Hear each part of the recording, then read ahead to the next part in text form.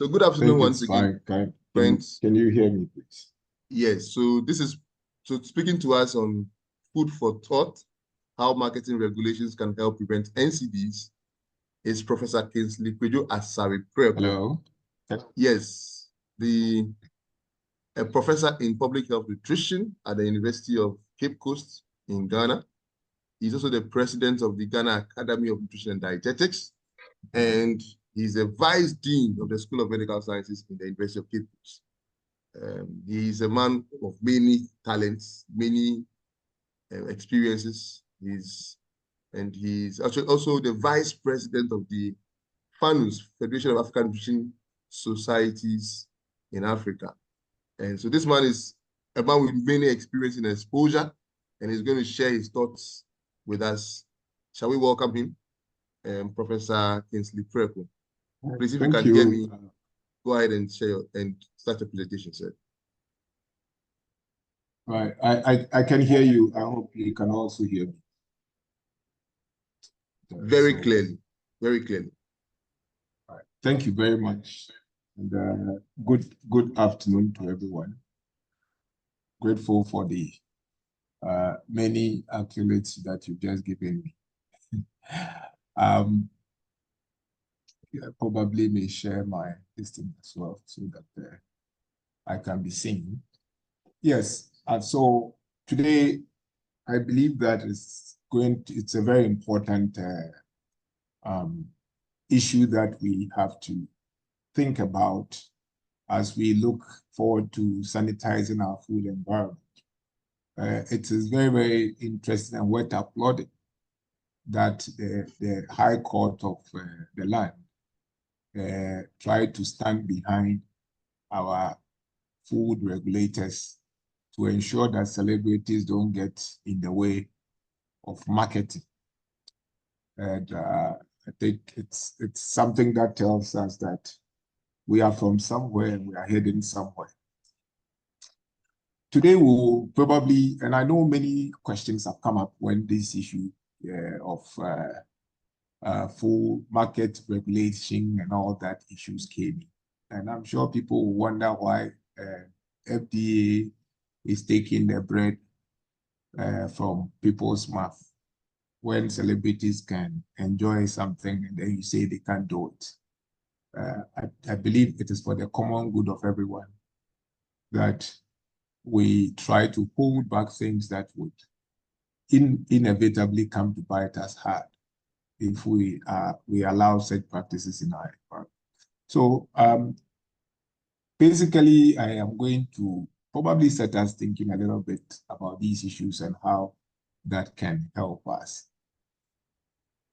So I would be just brief on our state of NCD, look at the concept of NCDs and market regulations briefly, and then also touch on some sense of marketing regulation in health prevention and the evidences that have come up over the years on these issues, as well as ways that the marketing regulations have been implemented in addressing NCDs.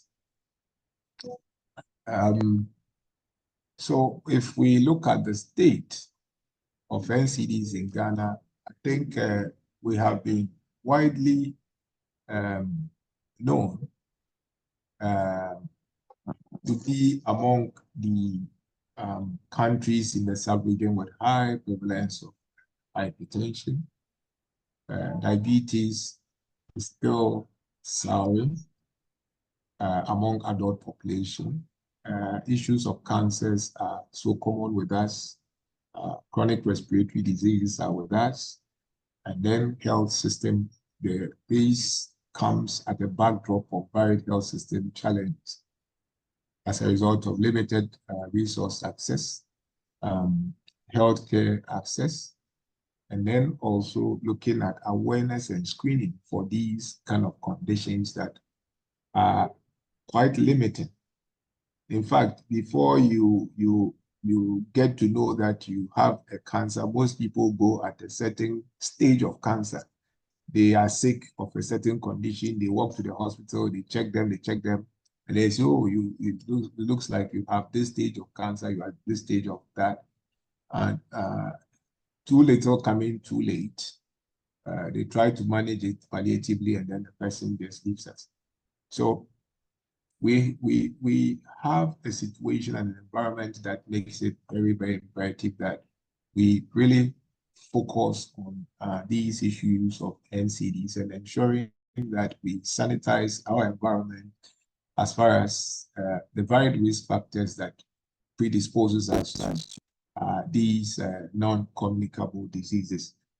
And one of the key things that have been a useful tool or strategy is market regulations. A bit of a reminder of our progress in meeting the global nutrition targets is the fact that when we look at meeting the 2030 targets, we're still struggling with sodium intake among men and women. We are nowhere addressing blood pressure among women. Again, in men, we are, of course, addressing obesity, which is a major risk factor to NCDs. We are also, of course, in both men and women. And now also in children, we are also having that same burden. Again, when it comes to diabetes, we are, of course, in achieving our global target of addressing these key conditions. I mean, it comes also at the backdrop of the fact that we are making some progress in addressing undernutrition when it comes to aspects of micronutrient deficiency. Importantly, anemia in women of reproductive age. We are making some progress. We are making some progress in addressing wasting. We are also making some progress in addressing low birth weight as a better outcome of malnutrition. Again, stunting, we have made quite a lot of progress, and we are on course to meeting the global targets for stunting. But the question comes why we need to pay attention to nutrition. The important aspect that I just still want to remind us is that a 1% investment in nutritional-related interventional activity yields about $16 in return. We also see addressing nutrition as a right issue. Everyone has the right to good nutrition, to ensuring food access, to ensuring healthier food environment. It's our right to claim that, and our growth as a person or our healthiness throughout life is dependent. It's a cycle that continues, right? From conception to when we grow, there is a continuum of effects that what you are not able to get in your early years of life tends to bite you hard. And NCDs are one of the key things that we found very good connection with our early nutrition and then our late life outcomes as far as we having the risk of developing NCDs is concerned. Importantly, also, productivity is affected. And so if our economy is not doing well, it's partly because we are malnourished. Again, the aspect of education, we suffer. We being able to live an active, productive life is also impaired. And importantly, also, I always bring this also to remind us that if we pay attention to our nutrition, we will be saving a lot of lives. Malnutrition is known to account for quite a huge chunk of deaths. Over 11,000 deaths each day as a result of malnutrition. And I've put a flight here that the Boeing, the biggest flight, I'm sure doesn't carry 11,000 passengers. So if the malnutrition is killing 11,000 people, then it's telling us that a number of planes that are malnutrition planes are crashing each day, and nobody hears about them. Importantly, you find that even when one plane crashes, we will hear it repeated in the news over and over.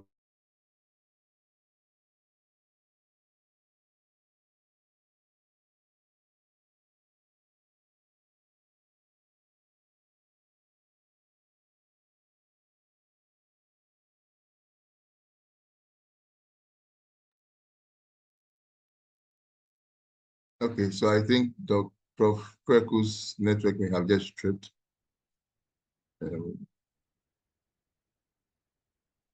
Please hold, please bear with us.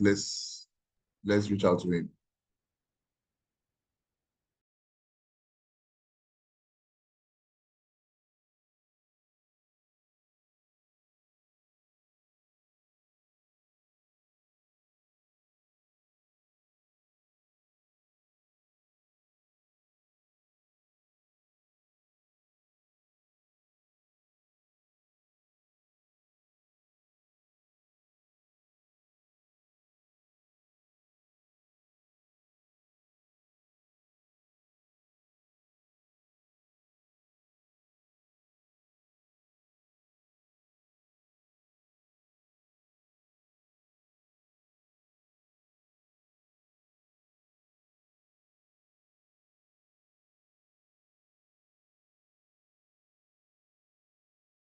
Yes, so like I suspected, Prof. Kweku's network may has tripped, but he's working out to rejoin it.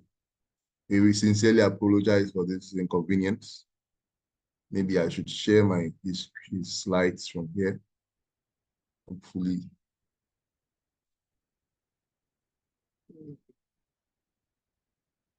Okay, Percy. Yes. If you can hear me, can just share the slide and let me continue. If you can hear me from here. Yes, I can hear you. Can you see the slides? You were. Yes, I can see it. I think you were just about here.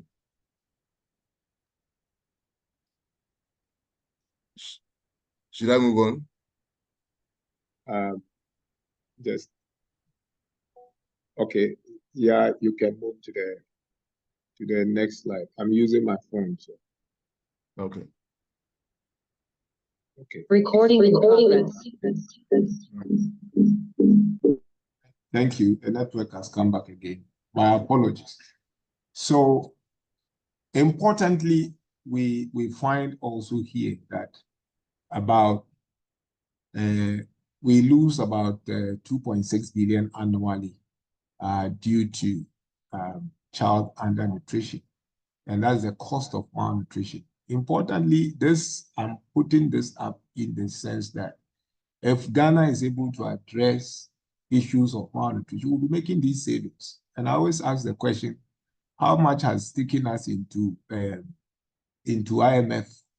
bailout issues? And if we are losing this with malnutrition, is there something that we must be doing to ensuring that Ghana saves a lot annually, rather than going for about $3 billion when we are losing it through malnutrition? That's a food for us to think about. Let's move on, please. Next slide, please.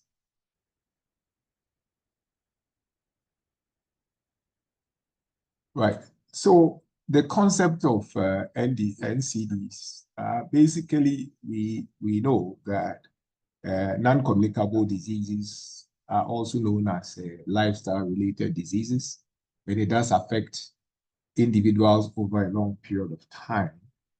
And they are not diseases that are transmitted from one person to another. In Ghana, the major NCDs we're looking at cardiovascular diseases that looks at hypertension, heart diseases, stroke, chronic respiratory diseases such as asthma and bronchitis. These are not non-communicable. Diabetes and cancers are the common NCDs with us. And worldwide, we find over 42 million deaths as a result of NCDs. Next slide, please.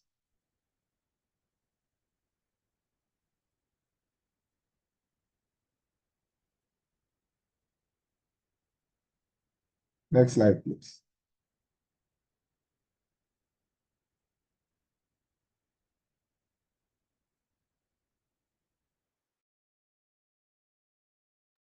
Can you see the slide change? It's changed over here. Come on.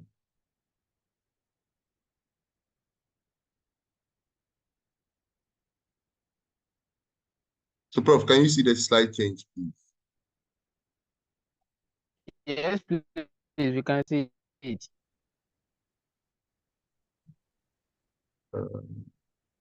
It's. I think he may have dropped off again.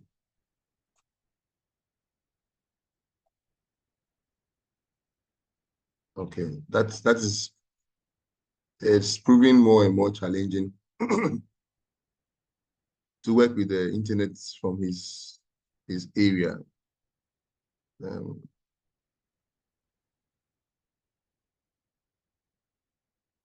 Give me a moment, please.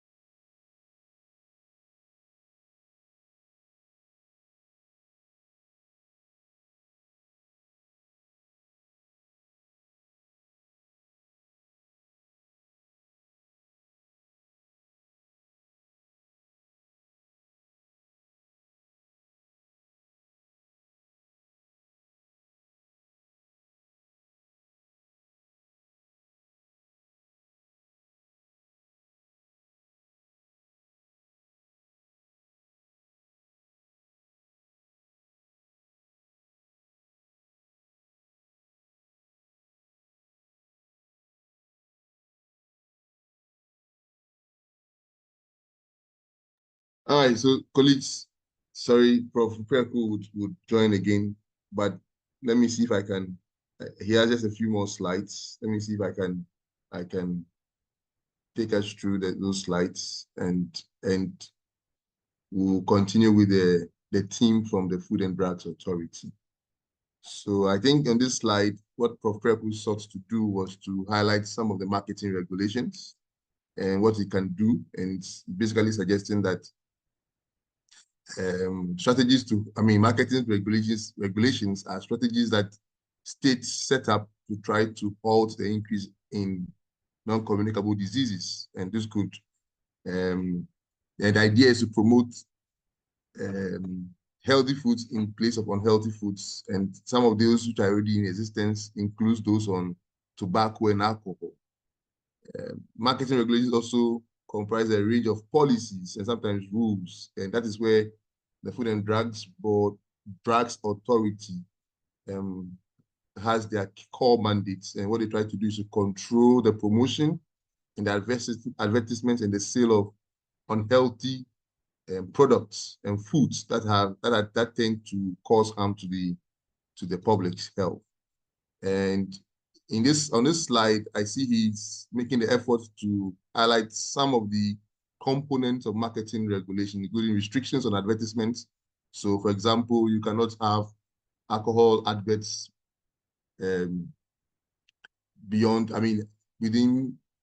before 8 p.m. or 10 p.m. because or some adverts have to be after 10 p.m. when you expect that children will be asleep. You cannot sell food products to people less than 18 years, sales and distribution controls, product labeling so that people can know exactly what the contents of the food or the product is, so they can make informed choices from these product information. And then price and taxation policies, like the recently passed sugar sweetened beverage tax. So the tax that the government of Ghana imposed on sugar sweetened beverages and other alcoholic products, and the promotion and sponsoring of restrictions. On this slide, I see him making the effort to indicate what the benefits of marketing regulations would seek to do for health prevention. So, number one, primarily, marketing restrictions aim to prevent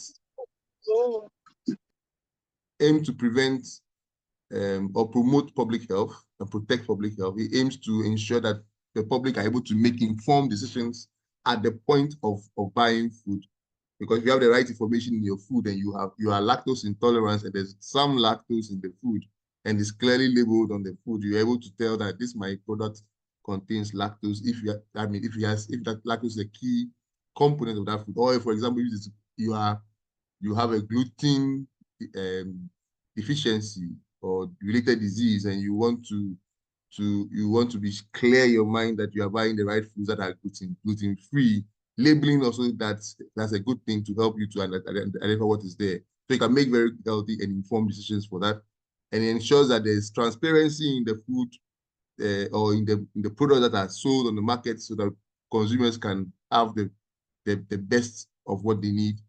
And then it indicates increasing consumer trust. Of course, if you are sure that there's good regulations, you are sure that whatever you're buying on the shelf meets some minimum standards, and so you are more confident to make your purchases in designated markets or marketplaces. So marketing regulations also ensure again that foods meet ethical standards, and that is where the Food and Drugs Authority comes in. And we are glad to have two of their key officers amongst us to help us understand the perspective of the Food and Drugs Authority in these spaces. And on this slide, I see fair competition, so that there's fairness in business product competition for all businesses that promotes foods and related food products. Now I also see that he's trying to indicate more of such examples. So the examples in the alcohol industry, so there are, please, if you are not speaking, do us the honors to mute yourself. It helps us, please. Okay. Yeah. Yes. Okay. So again, the evidence of marketing is abounding. You know that unhealthy foods, ultra processed foods have been associated with obesity, and so pricing policies to change the relative prices of food so that people will begin to aim towards healthier options as opposed to the ultra processed and food options, which are the most abundant in the market, or the highly processed foods. They are evidence to show that these things work to our benefits and the benefit of the consumer. I reckon from Prof's slides that what he seeks to say on this slide, which is the conclusion slide, is this: that what we see and what's available is what we buy, and what we buy is what we eat, and what we eat is what makes us. Regulating what we are exposed to and what is available to us is one way of ensuring that what we eat is healthy, and how we eat it will ensure that we live longer, because there's always that conversation about we are what we eat. And so we want to ensure that when we are eating and making the right choices, the choices are based on healthier options which are available to us rather than unhealthy options. On this note, I want to bring Prof. Preko's presentation to a close, and I'm grateful for his efforts. We apologize for the difficulty with the internet, and I'm sure that if he's able to join us again, let me verify that Yes. When you have questions, you can put them in the chat. Yeah. He may start answering them in the chat. But for now, permit me to introduce our speakers from the Food and Drugs Authority. So our first speaker from the Food and Drug Authority is lawyer William Kobler Agbavito. And lawyer Agbavito is the head of the Legal Services Department of the FDA, a department he joined in 2020, and by 2023, he's already the head of it. That is a testament of his prowess in law and his hard work. Lawyer Agbavito has a long-standing finance background. He has a I mean HND in accounting, business bachelor of business administration in accounting, and master of MBA in finance, and also an LLB as a lawyer by training. And before joining the FDA, lawyer Agbavito has worked with a number of experts committees, working groups, at least at the West African Health Organization level, on policy, legislation, and regulation. He's attended several workshops, both internationally and nationally, on how to combat the menace of substandard and falsified medicines in Africa and the sub-region. He's a member of the Ghana Bar Association, obviously. He's also a member of the technical team that reviewed the draft LI, what we call the legislative instrument on communicable diseases, vaccination, quarantine, and vector control. And he's also a member of the technical committee currently working on drafting the LI for harmful use of alcohol. So lawyer Agbavito is, like I said, quite a versatile person. He's assisted the FDA with all its compliance and legal matters. And he has represented the authority in court and out of court on diverse legal matters, including collaborations with the police in prosecuting FDA regulatory crimes. So we are actually speaking to somebody who has the experience both in the office and out of the office and on the field, and also, has a unique passion for God, because even before he joined the FDA, he worked as a finance officer at the Methodist Church Ghana head office, and he's somebody who understands the finances and also understands special projects like HIV and AIDS and non-communicable diseases. Audience, I want to welcome lawyer William Kobler Agbavito. This is a man of many talents, and I'm happy to have him in our midst. Lawyer, if you can hear me, please, the audience is ready for your presentation. Please, let's welcome lawyer with an electronic hand clap.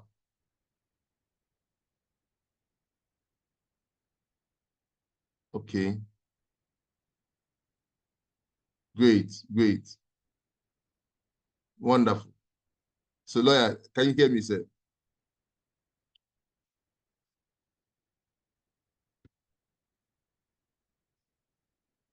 I think lawyer has not muted himself yet. Let me just verify. I hope the internet is not challenging at this point.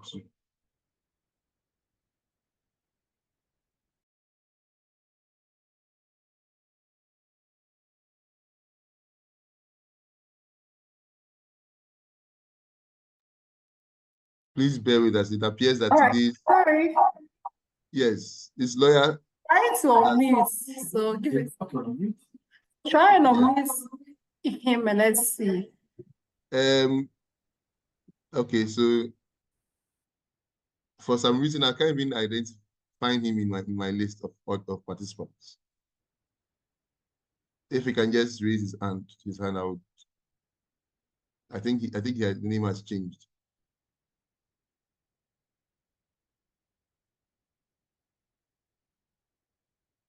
Okay, Senam, I think you changed the setting, right? Let me see.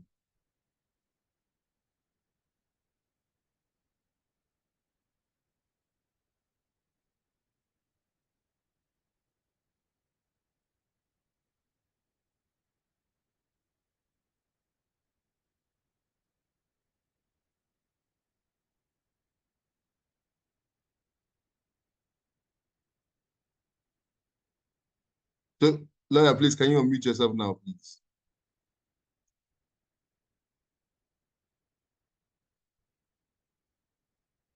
Oh.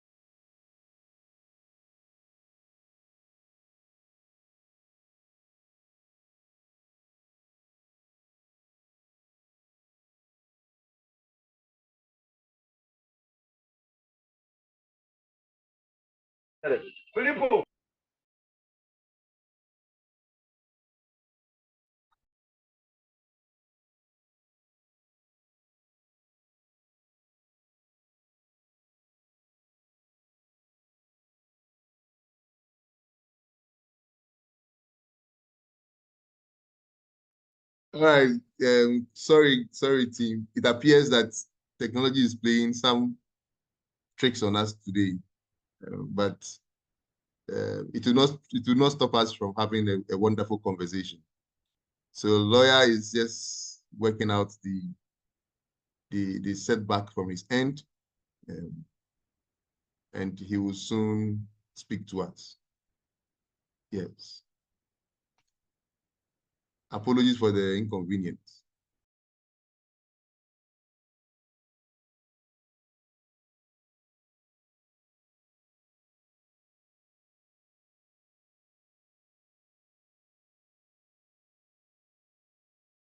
Yes, so this is now we are getting to the core of the regulation, regulatory discussions. And I'm glad to announce that we are already at 113 persons. Please feel free to invite more of our associates and acquaintances to join this conversation. You want to ask your questions to the authority directly, put them in the chat if you are not comfortable saying it out loud with your voice. But the leaders are here with us. They will help us to understand the issues, and then they will guide us to have the right information so that we can appropriately deal with marketing regulation conversations when we move away from here. So whilst we are at that, if you have any thoughts for Professor 4Hl, please put them in the chat. I'm sure he'll be happy to respond to them whilst with the little internet he has access to at the moment. Once again, apologies for the inconvenience with the technology. It's just something that's beyond our control at the moment, but we will figure it out regardless. So, lawyer, if you can hear me, I believe we're good to go now.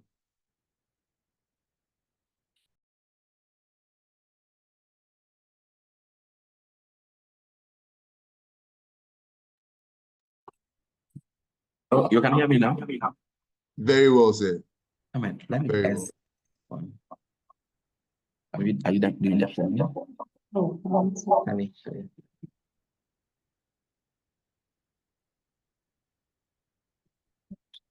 Okay. So what I'm doing is I've moved it onto my colleague's machine. So we are just doing the sharing, and we'll be with you shortly. Yes, please. We are grateful. Okay. Because it's a big phone. It's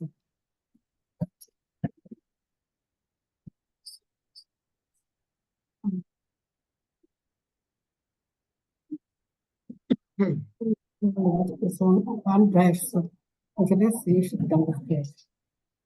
Okay, so feel free to put your comments and questions and observations in the chat whilst we set up the lawyer's presentation. I understand that in Ghana, you refer to lawyers as the learned ones. But I'm not a colleague, so I can't use the word colleague. Hello. Yes, sir. We can see the slides. Hello, good afternoon. Good afternoon, sir. You're welcome, sir. We appreciate your perseverance. No, it's on mute. Hello. Yes, lawyer William, we can hear you. They can hear me. I can hear you clearly. Let's check the volume and those things. Your machine I can is hear you clearly. slightly. Is it on?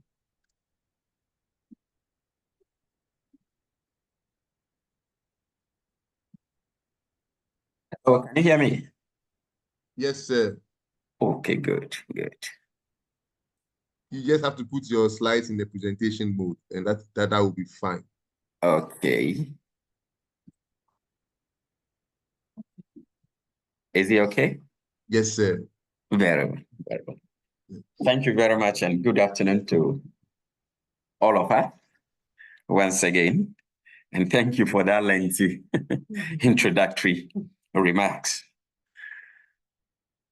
So we per the team, we are looking at marketing health, that the importance of food marketing regulations in reducing NCDs. What I would try to do is to give a general overview when it comes to the regulatory laws, governing the food space generally, and then where need be, we'll narrow it down to matters of NCD, how the set regulations, help reduce issues of NCDs in the country. So this is a brief overview. We'll be looking at the FDA and its establishment. We will look at its general mandate. We'll look at its objects and possible functions. Then when we talk about food, we're talking about what does it mean? We'll look at it from the legal perspective. And then the penal regime under the regulatory laws governing the space. That's when we talk that I'm referring to food. And then what did the law say when it comes to violations or contraventions of provisions under the regulatory law? And we'll look at, when we talk about regulatory laws, what does it mean? And then proper, or for that matter, regulatory crime, what does it mean vis-a-vis what we call the true crime or the proper crimes? Then we'll look at some key provisions, bordering on the protection and reduction in matters of, NCDs. And then I mentioned the penal regime earlier. There is also another regime, afforded or given to the authority to apply when it comes to violations under the regulatory laws. So we'll look at that briefly. And then generally some guidelines also that, regulate the space. So for instance, the guideline for advertisement of food, the labeling guidelines. I may just hint briefly on matters of tobacco because we're talking about, NCD, the law also regulating that space, just briefly. And then we'll bring the presentation a close. So the FDA, that's the regulatory body. What are we to do? What are our mandate? Who are we? Basically, I want to expose ourselves, to that. So let me begin by saying that when it comes to regulation of food, drugs, herbal medicinal products, cosmetics, medical devices, and household chemical substances, we're saying that that space is regulated by the Public Health Act, and that act is administered by the Food and Drugs Authority as the regulatory body mandated, to oversee that space. But then prior to the enactment of the Public Health Act 2012 at 851, we had in place a law called the Food and Drugs Law, 1992 PNDC Laws 305B. That was the law hitherto that was, governing the space of regulation of food and the items I mentioned earlier. And there was a subsequent amendment, that's at 523 in 1996. But then it wasn't until 1997 that, the board, the first board was actually set up or inaugurated to commence works. So within the time or prior to enactment of the Public Health Act, the act that currently established the Food and Drugs Authority, that was the law that was regulating the space, that matters of food, as I mentioned, earlier. So we have under the Public Health Act, that's the current act, at 851, particularly Section 80, that established the authority. And it states that, it said, there is hereby established a body corporate to be known as the Food and Drugs Authority. And I've elaborated, and you can see it in red, the various, areas we look at or we regulate. So as I mentioned, but this is an expanded form of what I stated earlier. So we're talking about food, we're talking about drugs, we're talking about food supplements, herbal and homeopathic medicines, veterinary medicines, cosmetics, medical devices, household chemical substances, tobacco and tobacco products, blood and blood products, as well as the conduct of clinical trials, including matters of advertisement. So it is every product that we regulate. The advertisement of such products are also placed under the regulation or the care of the Food and Drugs Authority. Okay, I think I've talked about this. So why do we regulate? I think we've had cause to defend why we are regulating adverts, or everywhere we are there saying that this, or asking advertisers to bring a statement confirming that these adverts is FDA approved. We've had cause to answer several questions along that line. Why are we doing that? We have registered the products.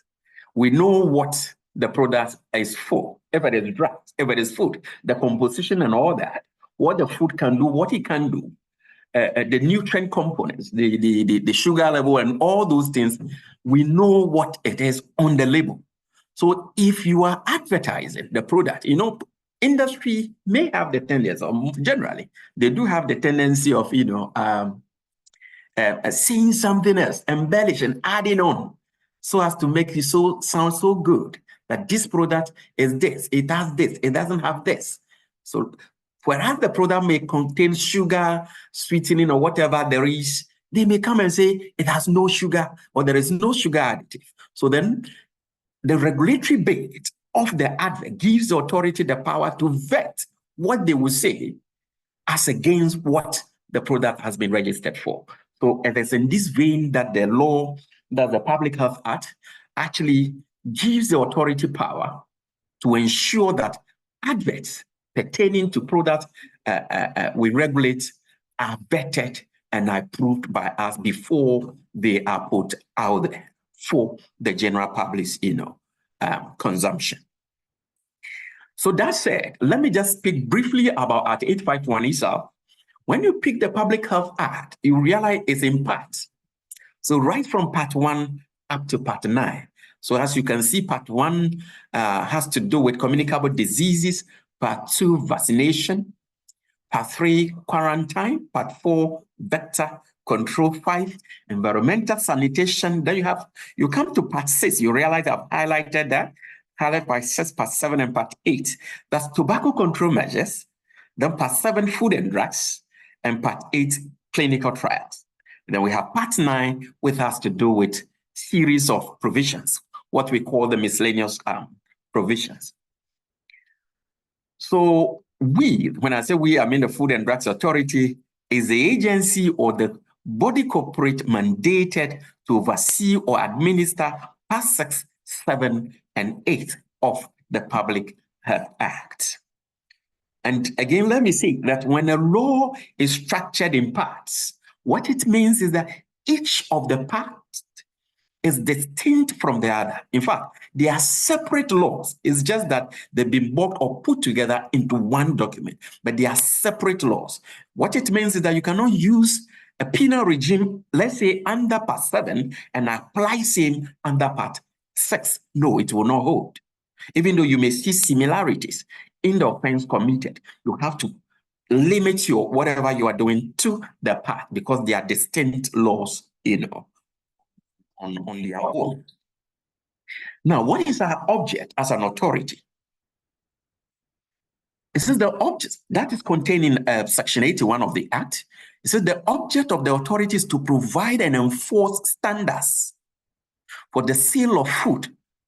So, very important to provide and enforce standards for the sale of food, herbal medicinal products, cosmetics, drugs, medical devices, and household chemical substances. So that if there is a standard set for a particular food product, we're saying that it is our job to ensure that that food is manufactured to meet that set standard, nothing less, nothing more. But the law is saying that we provide and enforce. Again, that has been a cause of us to answer a series of questions. That do you provide standard? Let me say that standard setting is a precept of the Ghana Standard Authority, that's GSA. But of course, there are instances where we do not have national standards. When it happens like that, we will have to bring in international standard. And that is done by the Food and Drugs Authority at the time of registration to ensure that, yes, the food you are manufacturing meets the set standard. So in there, we can say, yes, we are providing. But nationally, it is like the job of the GSA when it comes to standard setting. And we ensure the implementation of such set standards. Now, Section 82 gives the broad functions of what are our functions. So number 1, it says to ensure adequate and effective standards for food, drugs, cosmetics, household chemicals, and medical devices. And then monitor through the district assemblies and any other agency of state compliance with the provisions of Part 6, 7, and 8. Those are the parts we administer. And then advise the minister on measures for the protection of the health of consumers. Advise the minister on the preparation of effective regulations for the implementation of Part 6, 7, and 8 of the Public Health Act. Then approve the initiation and conduct of clinical trials in the country, and then perform any other functions that are ancillary to attaining the objects of the authority.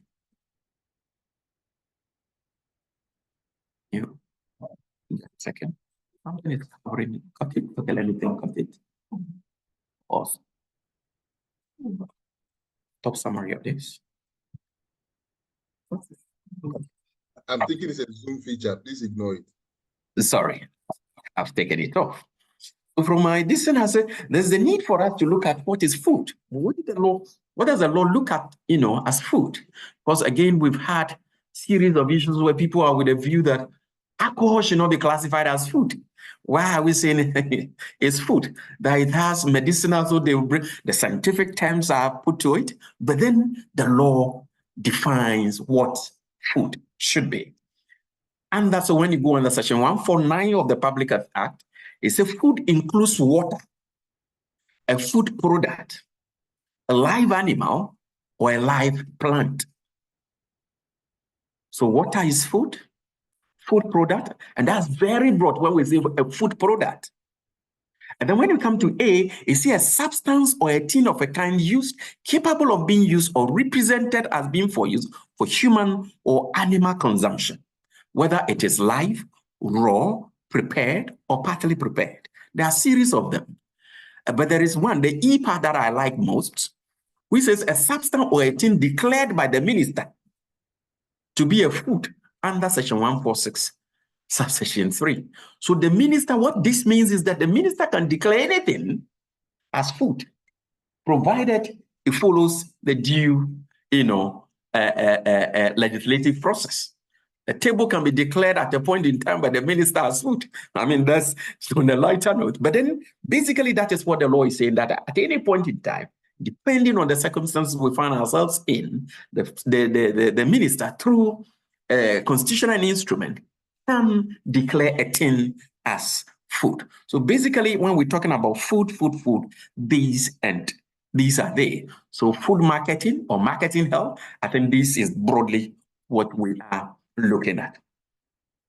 Now, it is also important to avert our minds to the penal regime, as I indicated in my outline, what they are.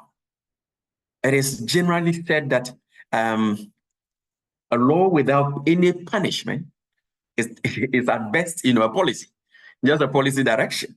So the Public Health Act under Part 7 has this penal regime or punishment regime. It says a person who contravenes sections 97 to 108, and those are provisions we'll be looking at, how regulation can be used, therefore, in minimizing NCDs. So we will see quite a number of them under those provisions. And the law is saying that any person who contravenes those sections, that provisions under section 97 through to 108, commits an offense.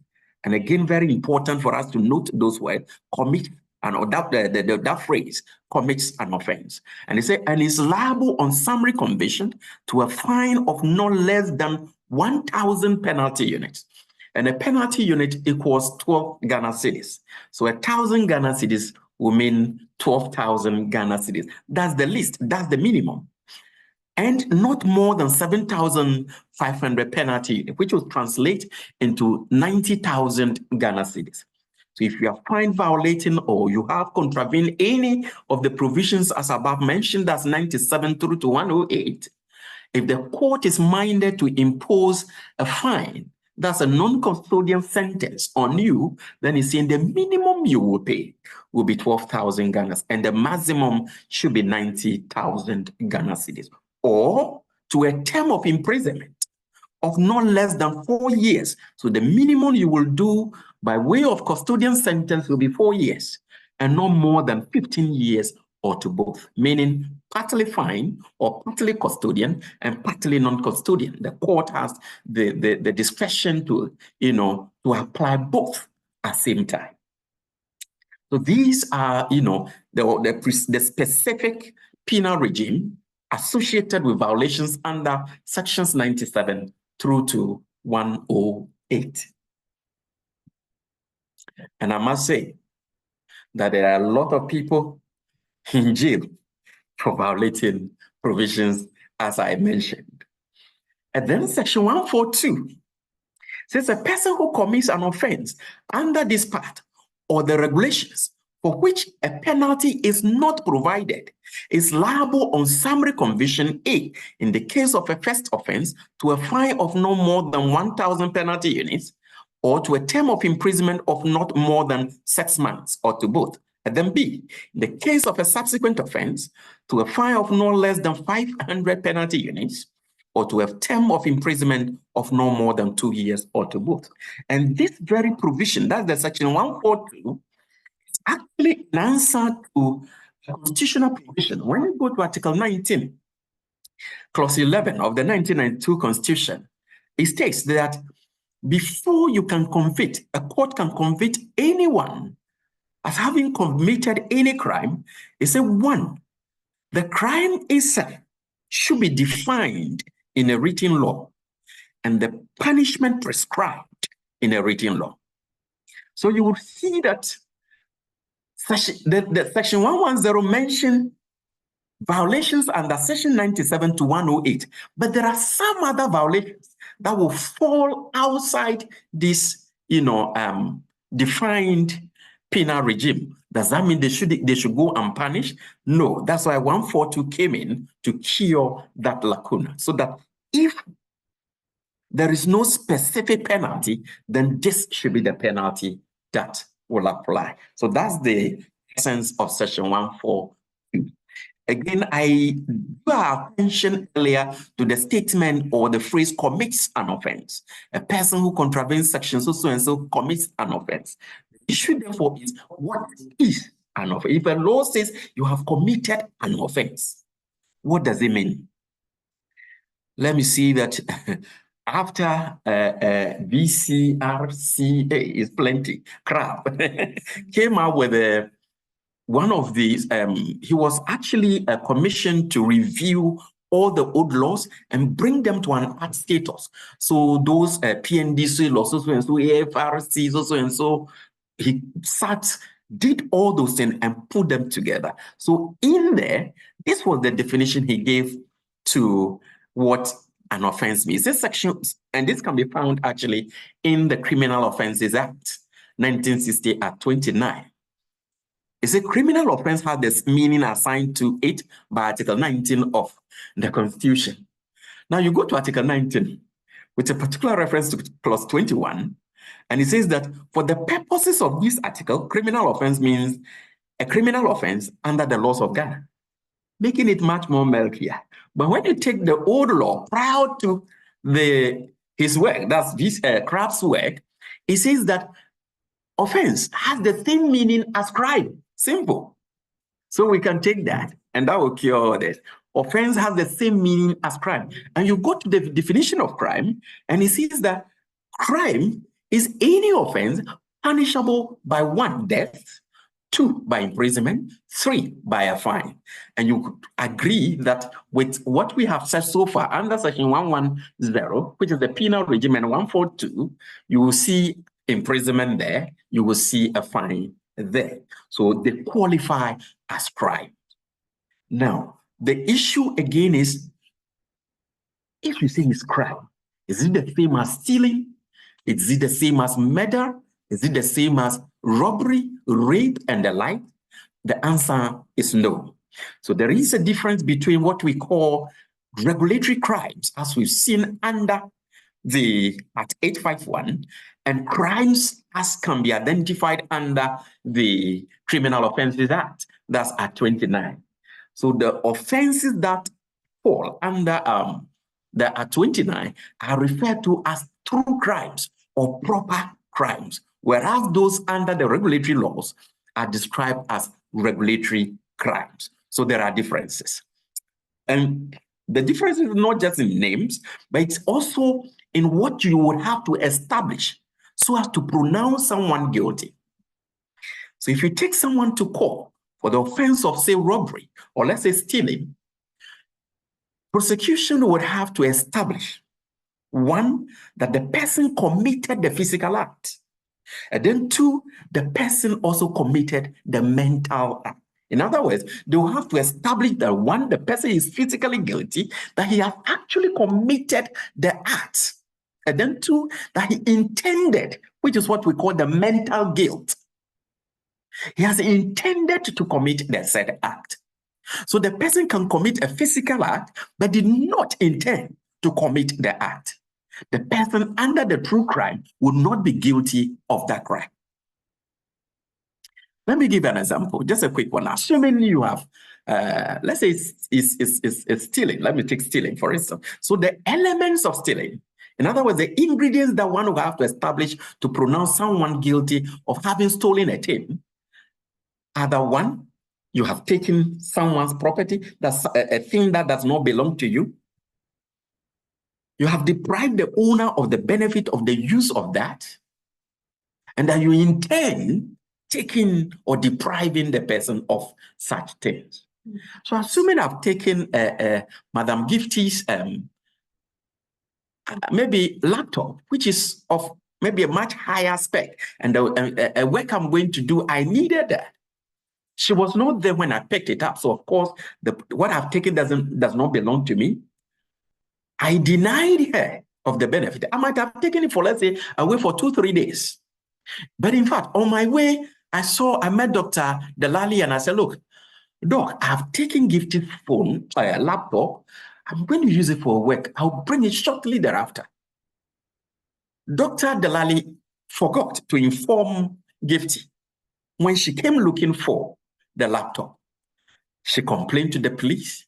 And upon my returning the laptop, I was picked up for having stolen the laptop.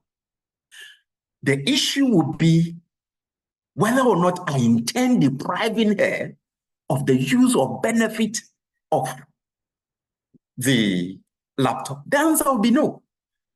So there is if I'm able to establish that, and I've gotten Dr. Delali to come and testify in court, oh, it's just unfortunate, maybe I traveled and I forgot to. We are able to establish that. And indeed, I returned the laptop. The offense of stealing will not lie. So basically, that is what, when it comes to true crimes, what it means. You need to pronounce these two or establish these two elements. That in fact, the person has fallen foul or is guilty of those two things. That's why sometimes you see that it was Kwame who murdered this man, who killed him. But there's a lawyer saying that, no, he's not guilty of murder.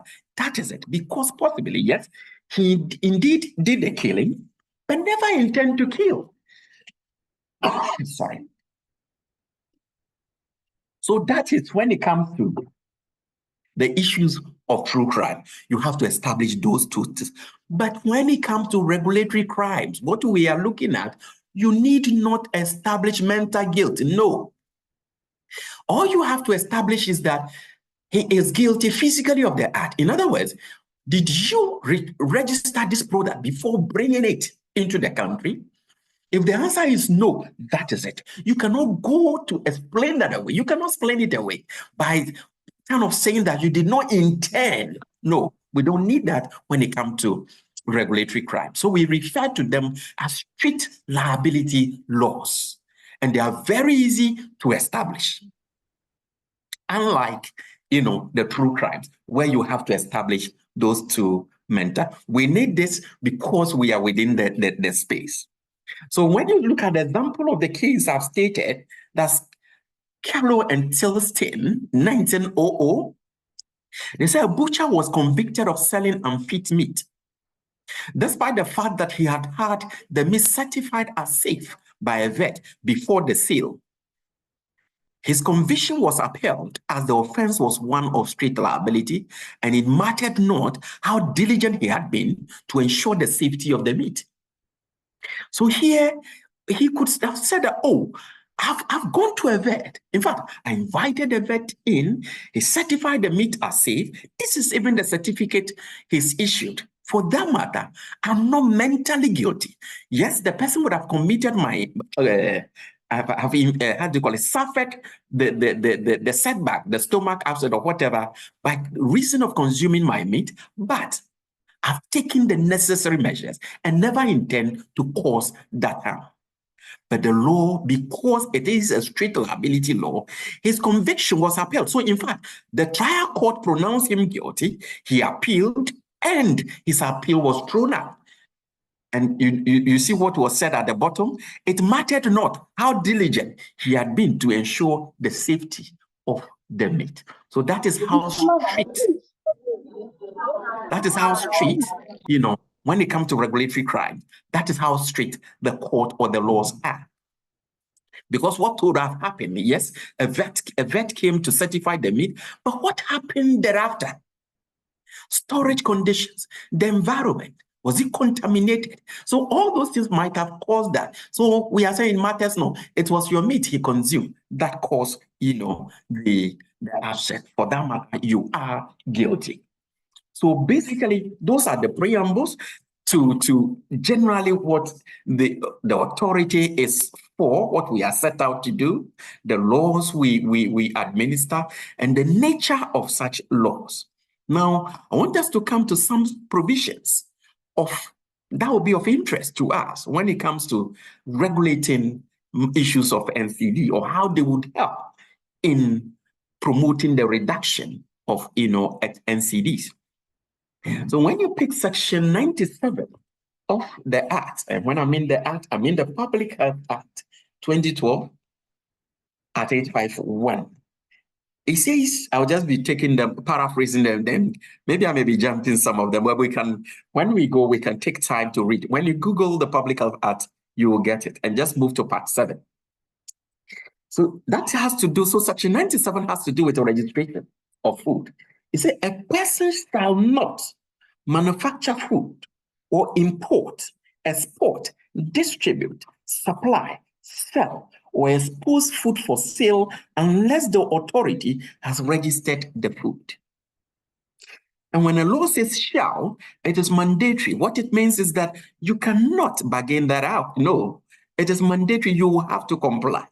So any food that you intend to manufacture, that you intend to import, that you intend selling, distributing, exposing for sale, the law says you first would have to get it registered. And when we say registration, sometimes it sounds so simple. And it's as if you bring a product and we write in our books that company A brought Ghana water, or brought a product, biscuit A or biscuit B. No, it takes so much goes into that registration process. Analysis are done. So you first, as part of the registration process, you have to submit your certificate of analysis, which tells on a lot of microbials and the rest. You do further tests. Those things are submitted together with the doses, that the documentations, pertaining to the product, manufacturing processes, and all those things are submitted and analyzed by the authority. Confirmatory tests, even though you have brought a CO, which is a certificate from any of the labs showing that, oh, this is good, that is bad, that is this, we also submit it or subject those products to our lab to confirm whether or not what they're saying are right. We have what we call the GMP inspections that are carried out on the manufacturing facilities of those products churned out. So assuming you are even from China, yes, we go to China. We have our people as we speak in China, they are in India. In fact, they are all over carrying out what we call the good manufacturing practices. Those inspections are done over time. It's not yearly. So the inspection, what it seeks to do is to ensure that, yes, the facilities that out of which you brought the food product has the ability or the tendency to continually churn out that quality you submitted during the period that, we have given to that facility as being safe. So all these things are done. And then we will examine the product also physically before a certificate of registration is issued to, such product. So that is the registration process. So if standards are set that this should be the sugar level, this should be this level, that should be this level, and you have brought a product which contradicts those standards, we will say, no, you cannot, or that product will not be registered. So that is a key provision that aids the issues of marketing, of food products when it comes to the reduction of NCDs. And then section 100, there are a series of things in there. I'll just mention some few of them. So that again, when we go, we try to avert our minds to the provisions or the details. So section 100 subsection 1 says that a person shall not advertise a food as a preventive or cure for a disease, disorder, or an abnormal physical state. So again, you would have, particularly the alcoholic beverages, that is food. But they will say, oh, it has the power to do A, it has the power to cure this. The law says you cannot do that. And when we look at our penal regime that we considered, these are all provisions that fall under that penal regime, section 97 through to 108, and because we are on 100. The subsection 2 of section 100 is that a person shall not advertise food unless the advertisement has been approved by the authority. So yes, we have them violating it, but we get them and we deal with them accordingly. So the law says you cannot advertise any regulated food unless the authority approves of that, regulation. When you come to subsection 5, I'm jumping, subsection 5 of section 100, it says a person shall not sell, prepare, package, convey, store, or display for sale food under unsanitary conditions. So these are series of things we regulate within the space, with particular reference to section 100. When it comes to section 101, if a person commits an offense, if that person sells or offers for sale food that is not of the nature, substance, quality, or prescribed standard. Again, matters of NCD can be closely glimpsed from this provision. You go to 103, as I quoted, it's mainly talking about deceit. So you say a person who manufactures, labels, packages, sells, or advertises a food in a manner that is false. So you have huge sugar content in the product. Is that glucose, or how do you call it? Sucrose. High content in the product. But then on the label, you've indicated that there is none, or you've indicated a gram far less than what it actually contains. That is deceit. So he says that a person who manufactures, labels, packages, sells, or advertises food in a manner that is false, misleading, deceptive, or misbranded as regards its character, nature, value additive, substance, quality, quantity, composition, merit, or safety, commits an offense. The law says that is an offense under our laws. 104 again speaks to the issues of standard. Where a standard for food is prescribed under an enactment, a person who manufactures, labels, packages, sells, or advertises food in a manner that the food is likely to be mistaken for food of the real standard commits an offense, commits a crime. And the 105 is a prohibitive provision. Say a person shall not sell to the prejudice of a purchaser food that is not of the nature, substance, safety, or quality of the article demanded by the purchaser. I won't say any of the fruit juices. You've given it to me. I've gone home. I realized that no, it's not of the nature I demanded. It's not actually what I thought or what it was advertised for or what it was registered for. We will haul you under 105. And under 106 talks about having a supervisor, a qualified supervisor, to actually oversee manufacturing processes of food. 130, 131. So you realize that we have moved outside 108. We are now under the penal regime will fall under when you go beyond the 108, we are now dealing with 142. So these will be violations under section 142 of the Act. So both section 130 and section 131 are dealing with registration of facilities. For that matter, licenses of premises, so that if there's the place this is the place I want to store my products. This is the place where the manufacturing processes will go on. Those facilities would have to be first registered by the Food and Drugs Authority. We'll be looking at matters of contaminants. That facility has the tendency to cause deterioration of the food product. So those are things we'll look at under such provisions. And under 132, the law gives the authority power to close down facilities that, are not fit for purpose. To close down those facilities. And then 135, it grants powers to authorize officers, persons working within the authority, persons instructed by the CEO or assigned jobs by the CEO to carry out. Is giving them some broad powers. We'll just brush through them briefly when we go down there.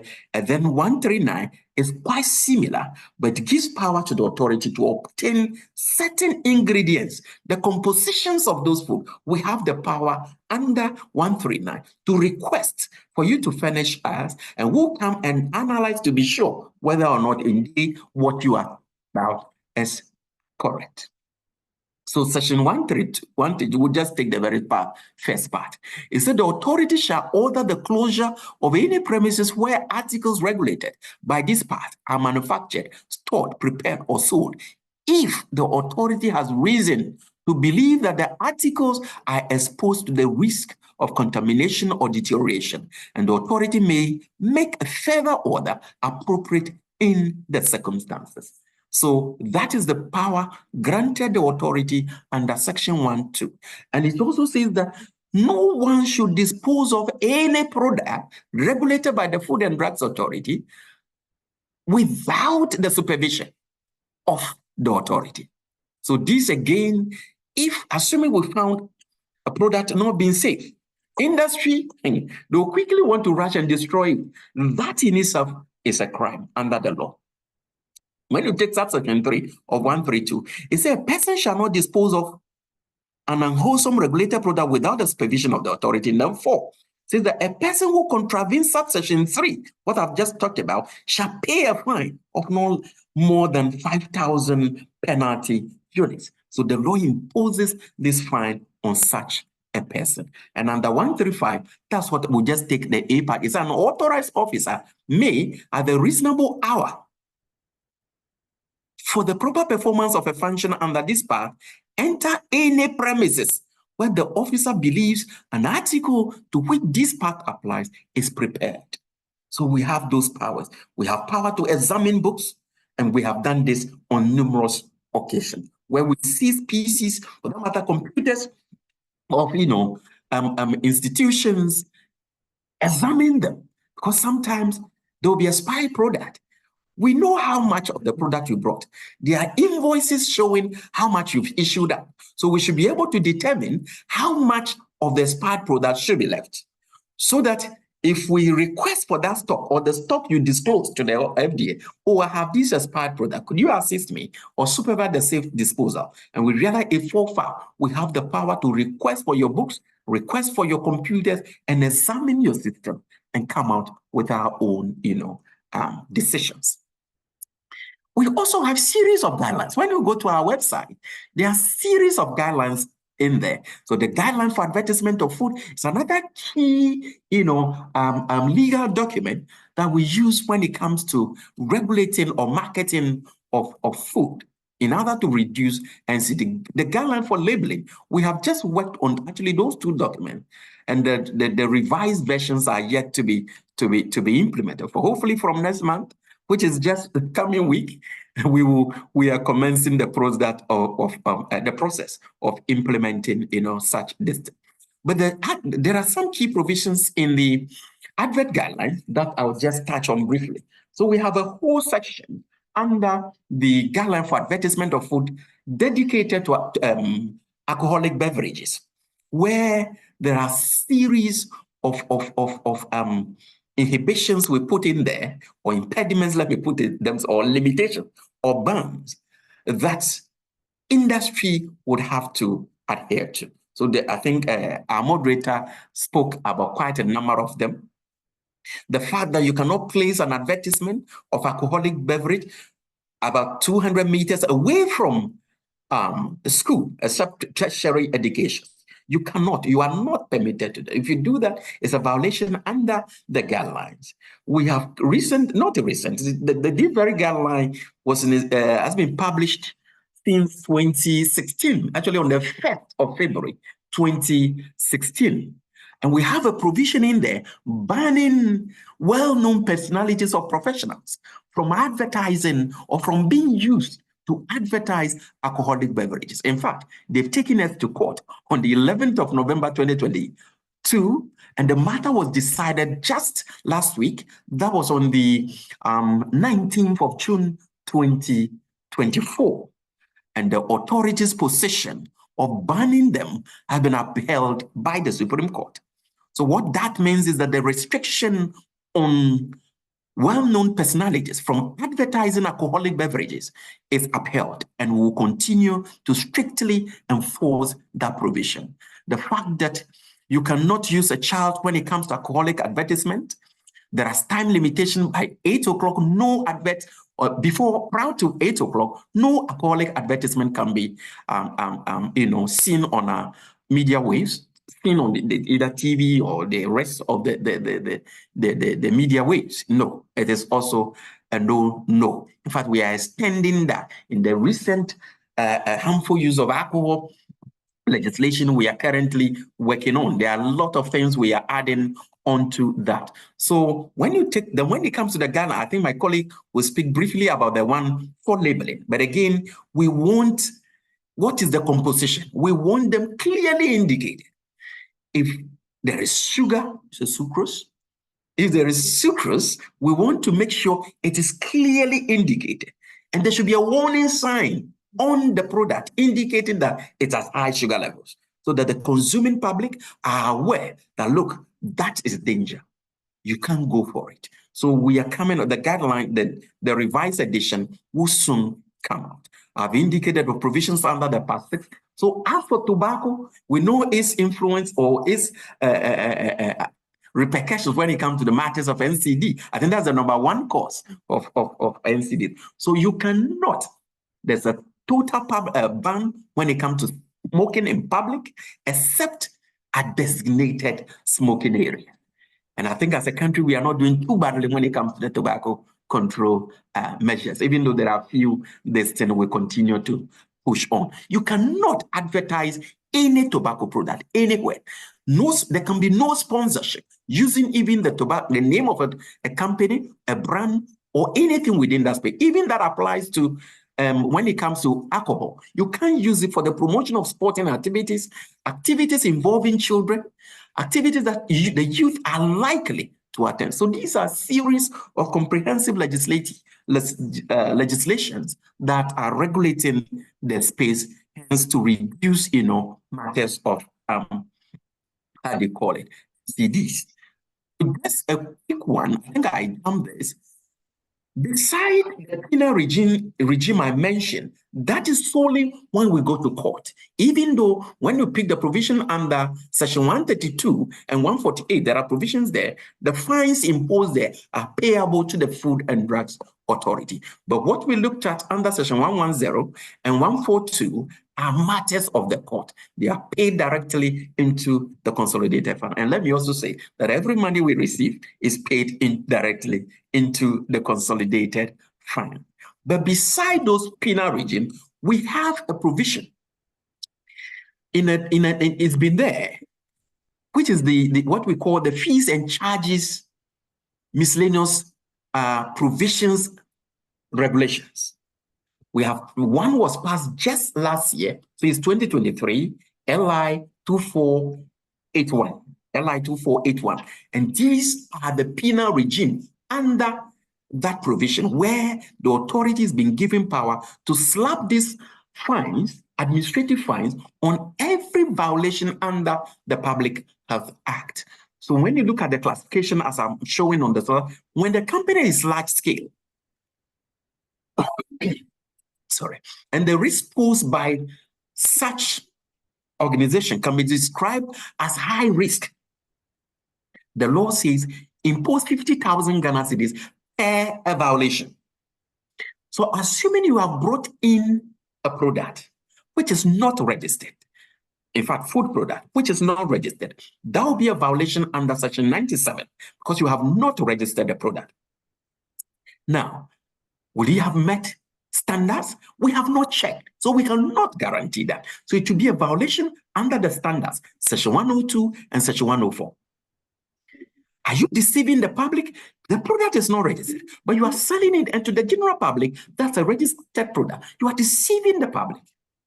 So you see, that singular act of importing or manufacturing a product which is not registered would offend series of provisions. And the law says impose 50,000 Ghana cedis per an offense. See, if the offense, contravened by your act, it's about 1, 2, 3, 4, 5, 6, 7, 8, 9, 10. It will be 10 times 50,000. That is why you will see, or you would have heard, that the authority once slapped over 700 and something thousand on an organization that sold food products which were not fit, for human consumption, and they were up in. But when we show them the law, it is law. It is not the manufacturing or we didn't do that at our own discretion. We're implementing or enforcing the law provisions under the fees and charges regulation. And it says if the risk poses medium, slap 35,000 per an offense. If it is low, 25,000. If the industry is medium scale, and the risk is high, 25,000. Medium risk, 15,000. Low risk, 10,000. If it is a small scale industry and the risk post is high, 10,000. Medium, 5,000. Low, 2,000. And if the industry is micro scale and the risk post is high, 2,000 for an offense. 1,000 if the offense is medium or the risk is medium, and 500 if the risk is low. So basically, the provision or the regulatory mechanism we are using as an authority in the fight against the increase of NCDs in the country. Thank you very much. Wow. Thank you so much, Lawyer Agavito. I was so thoroughly enjoying the conversation that I totally lost track of time. Forgive me. I'm sure from the feedback in the chat, you can also see that many people also thoroughly enjoyed it. Thank you. Wow, this is amazing. I'm so elated right now. I think what we will do is to just have Auntie Gifty do her presentation right after, then we can take the discussions after and presenting. Very well. So, audience, permit me to introduce another very important stalwart in the Food and Drugs Authority, Madam Gand Hd4Hl, who is the Principal Regulatory Officer and also the Head of Nutrition Unit and the registration desk of the Food and Drugs Authority.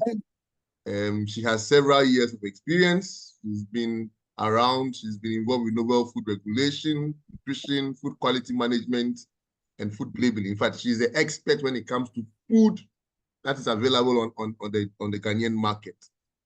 She's, again, I wouldn't want to read all of her profile, but I can tell you that she's involved directly with the Healthier Diet for Healthier Living project, and so she'll be able to give us specific examples in this regime. So Auntie Gand4Hl, if you don't mind, kindly do us the honors and continue from here. Thank you. Welcome. Thank you. Good afternoon, everybody online. Good afternoon from all over the world. In fact, my legal person has really done a very good job on this. And I was telling him that I don't know what to say. So I'll just try to come down to the technical level at the point of evaluation, at the point of registration, what actually happens. So he has given us the legal, what we actually use legally, in case we have issues and all this. Have to turn use. Yes, so you may have to put it in the presentation mode. Presentation, yeah. Yes. Okay, so Great. I'll continue from where I left off. I think this morning we've actually seen our prevalence and all that when it comes to alcohol intake and sugar intake and all that. We'll zero down to Ghana's situation, and then what interventions have been done and what we are doing as FDA. We'll discuss a little bit about marketing restrictions and the front of pack, because when you talk about marketing restrictions, in fact, a little of the labeling is part of the restrictions. And then what we are doing on the project Hd4Hl, that is Healthier Diet for Healthy Life. In fact, this is something I want to hint on, so that as we leave here, this should be on our mind when it comes to healthy life, and then our change of diet and what we are doing with the University of Ghana and other collaborators on the project.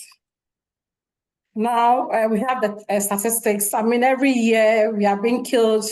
Everybody, in Ghana and all over the world, 41 million people. And all the risk factors, alcohol use, the use of SSBs, that's sugar sweetened beverages and salts. Because there are other people who are not really nutrition based, I'll try to come down a little so that we'll understand it very well. According to the WHO, the statistics are there, and the statistics are not looking so good. And all these things are leading to a lot of deaths, including the excessive take of sodium, that is a form of salt, is leading to cardiovascular diseases. And it's predicted that by 2025, about 1.5 billion of us will have hypertension. So this is the situation. And apart from the deaths being related, people are living with lifestyle diseases as well. We have diabetes, we have the cardiovascular disease, and obesity-related cancers are all linked to the consumption or inactive lifestyle as well. Now, the WHO also recommends that as human beings, as we are, we should every day take like 12 teaspoons of the whole food that we eat in a day. And when you take a can of these sugar sweetened beverages, already that contains about 10 teaspoons already. So any other things that you add doesn't really matter. So already you've consumed, once you take that one, you are done for the day. Your sugar requirements have been met. So it means that any other thing that you eat that we get that will be processed later into consumption of free sugars. So for instance, if in the morning you took Milo and there's I will not mention brands, some beverage, and there's sugar in it, and in the afternoon you decide to take any of the sugar sweetened beverage, then you know where you are heading towards. And then there was a survey around a lot of countries, Ghana included, shows that our children are taking a lot, more than one portion of these things in a day. So the situation is quite worrying. And as FDA, we are also concerned about some of these things. So when we, as the lawyer said, when we bring certain policies and guidelines to push some of these things, it's because of where we sit and the kinds of things we see. Now, when it comes to the intake of salt, we all know the role of intake of salt and hypertension and all that. Yes, it is there. And it's apart from that, some of our foods contain like bread, cereals, processed meats and all that, dairy products, have some amounts of salt in them. So when you're taking salt, it's not what you have. When you're eating bread, know that there's a little salt in there. Yes. And then because of that, the WHO has set up some levels of sodium that has to be taken in each particular food product. So when you take products like maybe salted beef, how much salt is supposed to be there? If you take a product like pizza, all those things, they have prescribed something. But all these are supposed to be in line with your country. In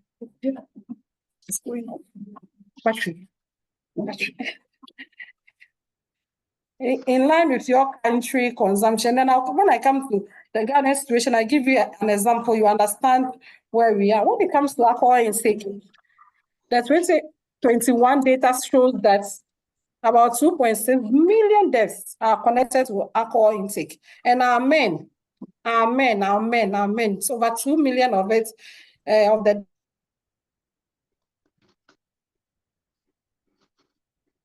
and then for the women, it's just 600, even the 600,000 deaf women cannot be allowed.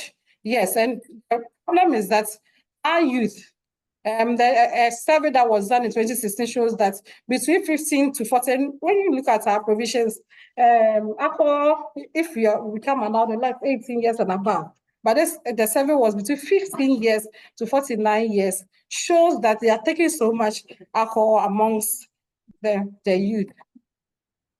So in Ghana, so all our deaths, 43%, can be attributable to NCD. And then our lifestyle has changed over the period. I'm running through the statistics, yes, because we need to know why we do that. And then we realize that our eating pattern, the children, they are taking a lot of these candies, ice cream, and based on the study in 2015 by William Bones, shows that it has changed. And somebody did a study and realized that the total calories in 1983, it was just 1,527. As compared to 2013, that's moved to 3,016 calories that is available on our markets. And the increase is attributable to the consumption of sugars and sweetness. Now, what is the scorecards, Ghana scorecards, 2023 scorecards that we saw? Now, just last year, we realized that our obesity rate in the country has moved for the women 40% and 16% for men, and for diabetes is 9% among 20 years to 79%. Hypertension is around 13%, and then mortality due to CVDs is 13% in the same report. And when it's a study that was done in 2015 shows that when you take older people from 50 years and above, 58.9% of our older people are living with hypertension. Only 1/5 of those people are aware that they have hypertension. The rest don't even know about it. So for sugar intake too, what happened is that we don't have from the literature, we couldn't get anything to look at our sugar intake as a country. But we have a data that when we even concentrated on the importation only. So we just checked for 2021, the first quarter, the sugar that we imported into the country is 61,202 metric tons. Just in 2023, we recorded just the first quarter, we moved to 169,000, almost 170,000 metric tons. So look at within 2 years, our sugar intake, that's for production and raw sugar that we are coming to use. So this is telling us what the story is. And then when you look at our salt intake, the average Ghanaian daily diet as per the study by Elias shows that it is 8.3 grams, and I'm not surprised. WHO recommends that we should take only 5 grams in a day and even reduce it further if we can. So a typical consumer stew will be one of the healthiest food that we have. So I start preparing my consumer stew. The palm zomi that you use, have a little palm salt in there. Then you decide to add your money, your Kobe hasn't come. My legal was saying Kobe. The sauce in the money hasn't come. Oh, let me add a little salted beef in there. Oh, the tuna. So all this tuna to contain some amount of salt. As if that is not enough. Okay, let me add a little Maggi cube, seasoning cube in there. As if it's not enough. Oh, let me add additional salt so that to make it a bit. The contour breast stew is not going to be eaten alone. Then you cook your yam or rice, and you decide to add sauce to it. So even this 8.3, I don't know, may be higher than what we are consuming as a country. So this is a typical food. There could be others that I can give examples. This is what, whenever I have the chance to talk about this, that's what I talk about. Now, there was study to show that when you look at consumption, our younger people are taking more salts than what the older people. And even those with higher body mass index rather are taking lower salt than those with the higher body mass index. This, yes, I was trying to find out why. You know, when we feel that we are within the perfect age, then we can just consume anything. Yes. I don't want to talk so much about the cause of burden, but it talks about the fact that the more if we don't stop with obesity, then we are incurring more costs when it comes to healthcare. The obese people are likely to be admitted more than the healthier person. And then when you are admitted, it takes a lot of money to admit you or take care of you than the not healthy one. So what are the global interventions that have been done? we talk about marketing restrictions. Sugar tax, for instance, is one of them. I've highlighted some of them because some of them we are almost doing them. And then we have, so we have passed the sugar tax, and I'll talk about it. And why is it, a lot of people don't know that there's something like sugar tax, and that it is affecting the price of maybe a sugar sweetened beverage on the market. Then when it comes to mandatory nutrition labeling, it's also one of the, including front of pack labeling. And then the declaration of added sugars for US, they do that. And then the development of food-based dietary guide. Most of us here know that Ghana have just developed ours. And then nutrient profiling models, it's all part of the Hd4Hl. When I get there, I will explain more. And then child-directed marketing restrictions, and my boss has elaborated on that, what is in our guideline for advertisements. And then food nutrition standard. Food nutrition standard is more of prescribing what the foods that is being served to your children in our schools. Yes, and how to prevent competitive foods. Like competitive food, if they don't get enough food, what is around the school? What else can they get? So if the school environment is such that it is easily accessible for you to get other things easily that are not as that contains certain amounts of salt or are not healthy, then the children is at risk.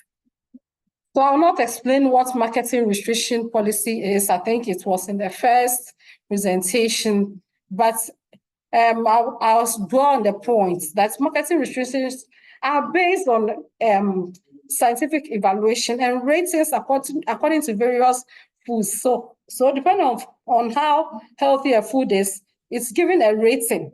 Based on that, then you can place restrictions on such foods. For instance, if a product A, because I don't want to mention a particular product, so let me do a local one. Maybe if you take a product like wache, and we rate wache to be maybe 1, the nutrient profile will rate it as 1, and restriction, and then maybe a food like ebunebunu, for instance, is rated as 7.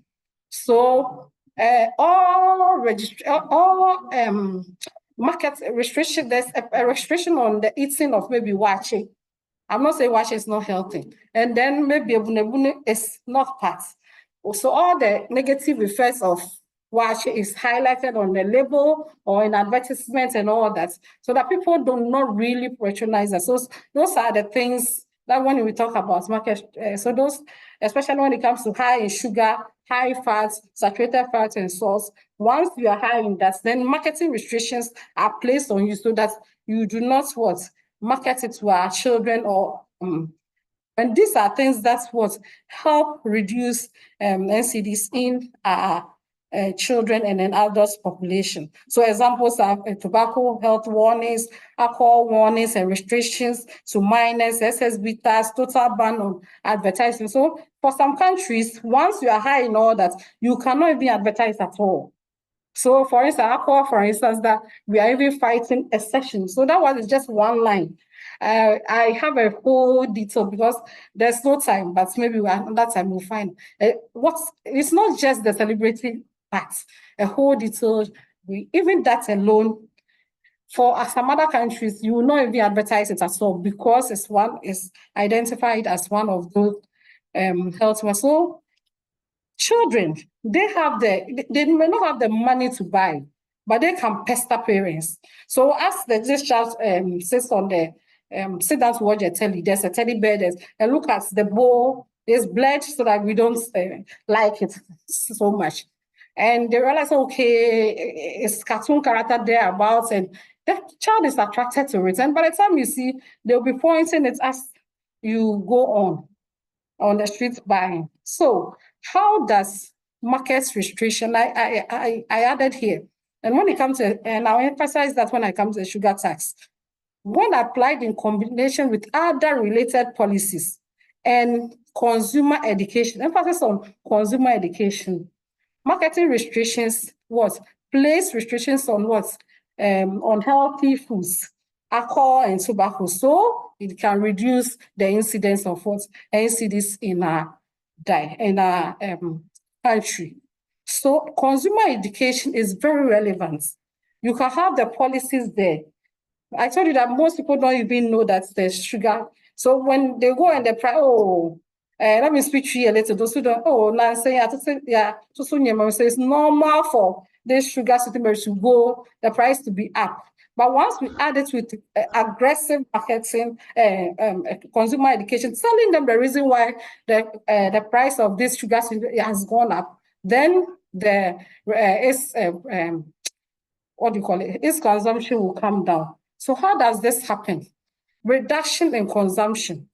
Once there's a tax on it, then if my 10 cedis, okay, if a sugar sweetener or any product that is not healthy is 5 cedis, and because of the tax, and 5 cedis, I have 10 cedis, I can buy 2.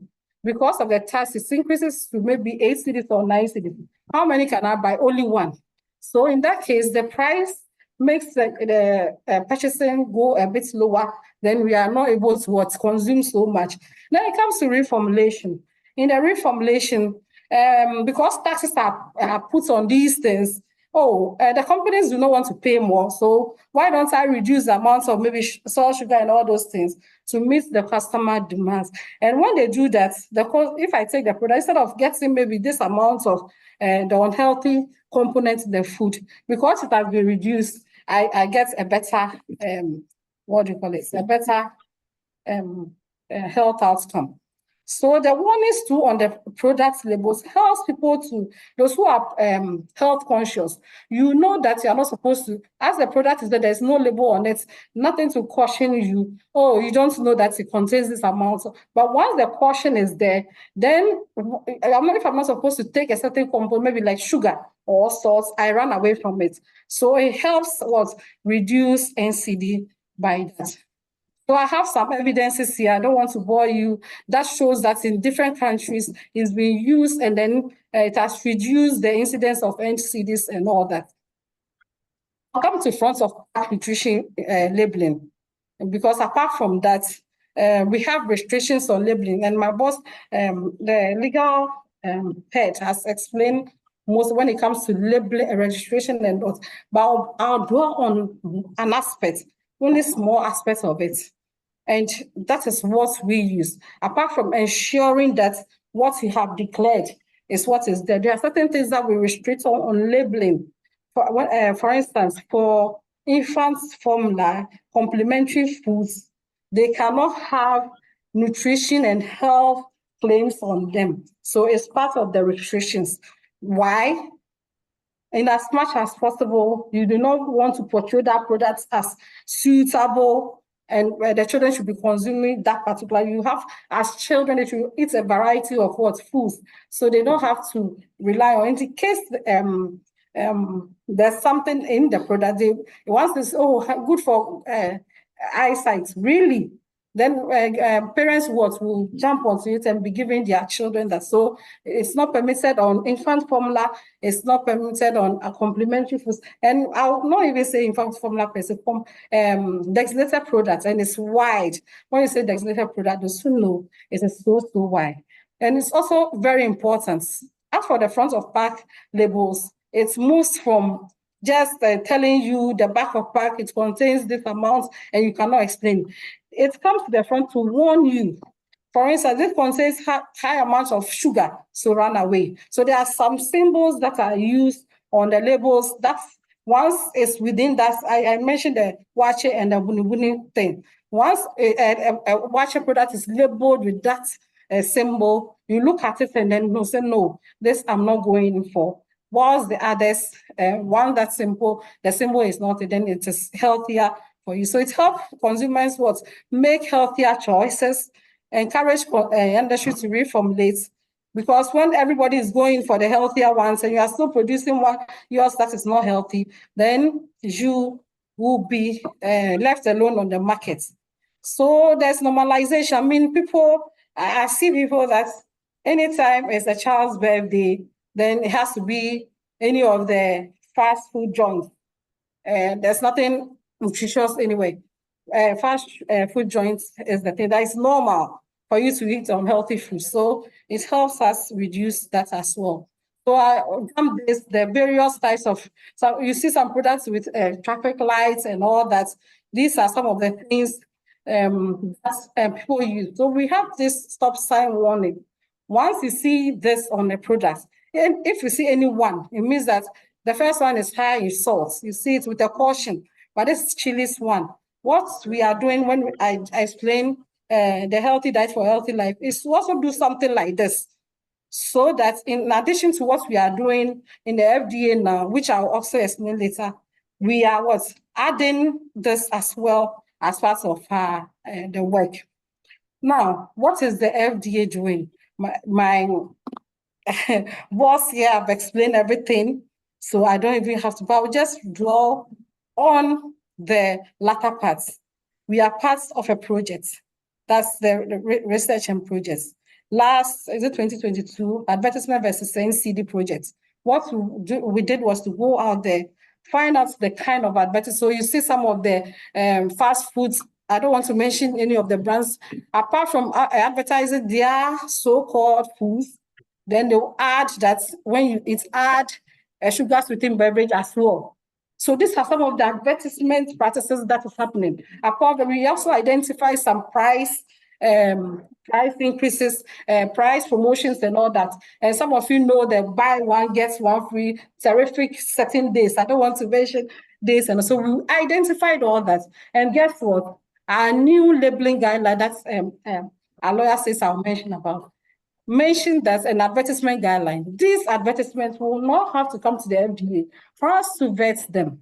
So you do not see some of these things out there without the being FDA approved. From a few weeks or so to come, we'll have to implement this so that we protect our children. On the way, it's all over on our roads. When you see it, you point it, and we have to. But we are part of the food-based dietary guideline development. We are also part of the healthy diet and that the project as well. And that is why we are here giving this talk. Now, this is what I call, when it comes to labeling restrictions, and then we use it both in labeling and then advertisements, because the nutrition unit is part of the advertisement committee. And when we sit there, these are things that we open our eyes to ensure that things that goes out there do not make people overindulge in certain foods that are termed unhealthy. So we use an international guideline, Codex guideline, and this we call it the stop point, and it's section 8.2. It says that health claims shall have a clear regulatory framework for qualifying and or disqualifying conditions for eligibility to use a specific claim, including the ability of a the competent national authorities to prohibit claims. So who is the national competent? Is FDA. We have the power to prohibit claims for food that contains nutrients or constituents that in amounts that increase the risk of a disease or health condition. So if we see that any of the products contains any constituents or nutrients that will also lead, overconsumption will also lead to a related health effects, you cannot have a health claim on that. When we say health claim, what are they? So you have vitamin C. We know that vitamin C is good for immunity. We know that vitamin A is good for good eyesight. So you can go start with, it contains vitamin A, you end there. But you cannot say that the product is able to it contains vitamin A, which is able to give good eyesight. Why? When you say that, oh, really, it's able to give good eyesight, then you realize that if that product contains something that will cause adverse health effects or lead to a disease condition, then the person will also be be in a danger of having that disease. And you continue to say a health claim should not be made if it encourages or condones excessive consumption of any food or does not promote disparage good dietary practices. So it says that there's another that say, okay, you don't need to eat. Once you get my products, you are fine. It doesn't encourage good dietary practice. You want to eat and eat well. Do you understand? And this product may not be so healthy. So once it gets there, we stop it. And you cannot say, apart from the fact that it cannot cure and all that we use to stop these advertisements and things on our labels, we also say it cannot be described as healthy. You cannot say that your food is healthy in any way or whatsoever. So I wanted to give you a little details on what our advertisement because all people know is like, okay, and I'll dwell on two because we have had a little issue with Gand, and this is where it is coming from. And it says that, so I've talked about the fact that tobacco and there's other products and all that cannot be advertised at all. And I've seen that some of them are on the social media. We have our, what do you call it? Yes, and you too to help us. So our lines are, if you see anything on social media, these things, when you say the example, the infant formulas and all, they cannot be advertised. So if they are being advertised, let us know. Now, it says that an advertisement shall not contain materials which refers to recommendations by scientists or health professionals or well-known personalities or organizations. So we say something like approved by the Ghana Medical Association, approved by this. This ones, the guideline frowns on it. You cannot have it on your advertisements. Okay. At times, this is what happened when Gand came. We explained this because we have pushed streamline. You know the ones that we have in there. So there's one with tomato mix. Tomato mix has some amount of sugars. Okay. Now they came with a claim that it's able to do A, B, C, D, and we say no. Go and remove it. And then they went to the associations to go and seek permission that you have endorsed it. So we need to work together as a team, Ghana Health Service, Gand, the associations, the Ghana Standards Authority, everybody. Once they know that we will go on every side, we are stopped. Then they will not do it. When you stop, they know FDA, we know that you people are so strained, so they just run to you for help. And at times you also grants the help. And it's normally appears as if we are fighting Gand or the associations and all that. So we have other things like it cannot be no advertising. And these are general ones, not even that to alcohol or something. It cannot be targeted at pregnant or lactating women. All this to prevent NCDs as well. So apart from the celebrities, we have things that it says that you should have this on drink responsibly, all that on your advertisements and labels, as and when, and how it's supposed to be done. It should be like 30% of the biggest size. It should always run on when you are watching TV throughout the entire duration of the television. It shouldn't go off. I'm jumping this because of the time. It shall not, any advertisement should not promote excessive consumption of the alcohol. And then I want to dwell a little on this. There are cases that, in fact, I've been at the points of receipt and I've seen somebody present an alcoholic beverage and it's a promotion. Says that when you drink a certain number, or if you are the winner, you'll be given a piece of land. And I asked the person, do you want the person to die before receiving the piece of money? Because if you are asking people to take a lot of these products before you get the price tag on it is huge. And people will overindulge. We do not permit those ones as for the 6 to 8 p.m. it's always there. And then all this shall not be associated with personal success, sporting activity, sexual prowess, and all these things all over. There's one that says that you should not portray nudity in the sense of exposure and all those things, and even all kinds of and there's this phenomenon that we have seen. You see, because we said well-known personalities shouldn't advertise alcoholic beverages, it's now appearing in their music videos, and they don't know that we have seen it.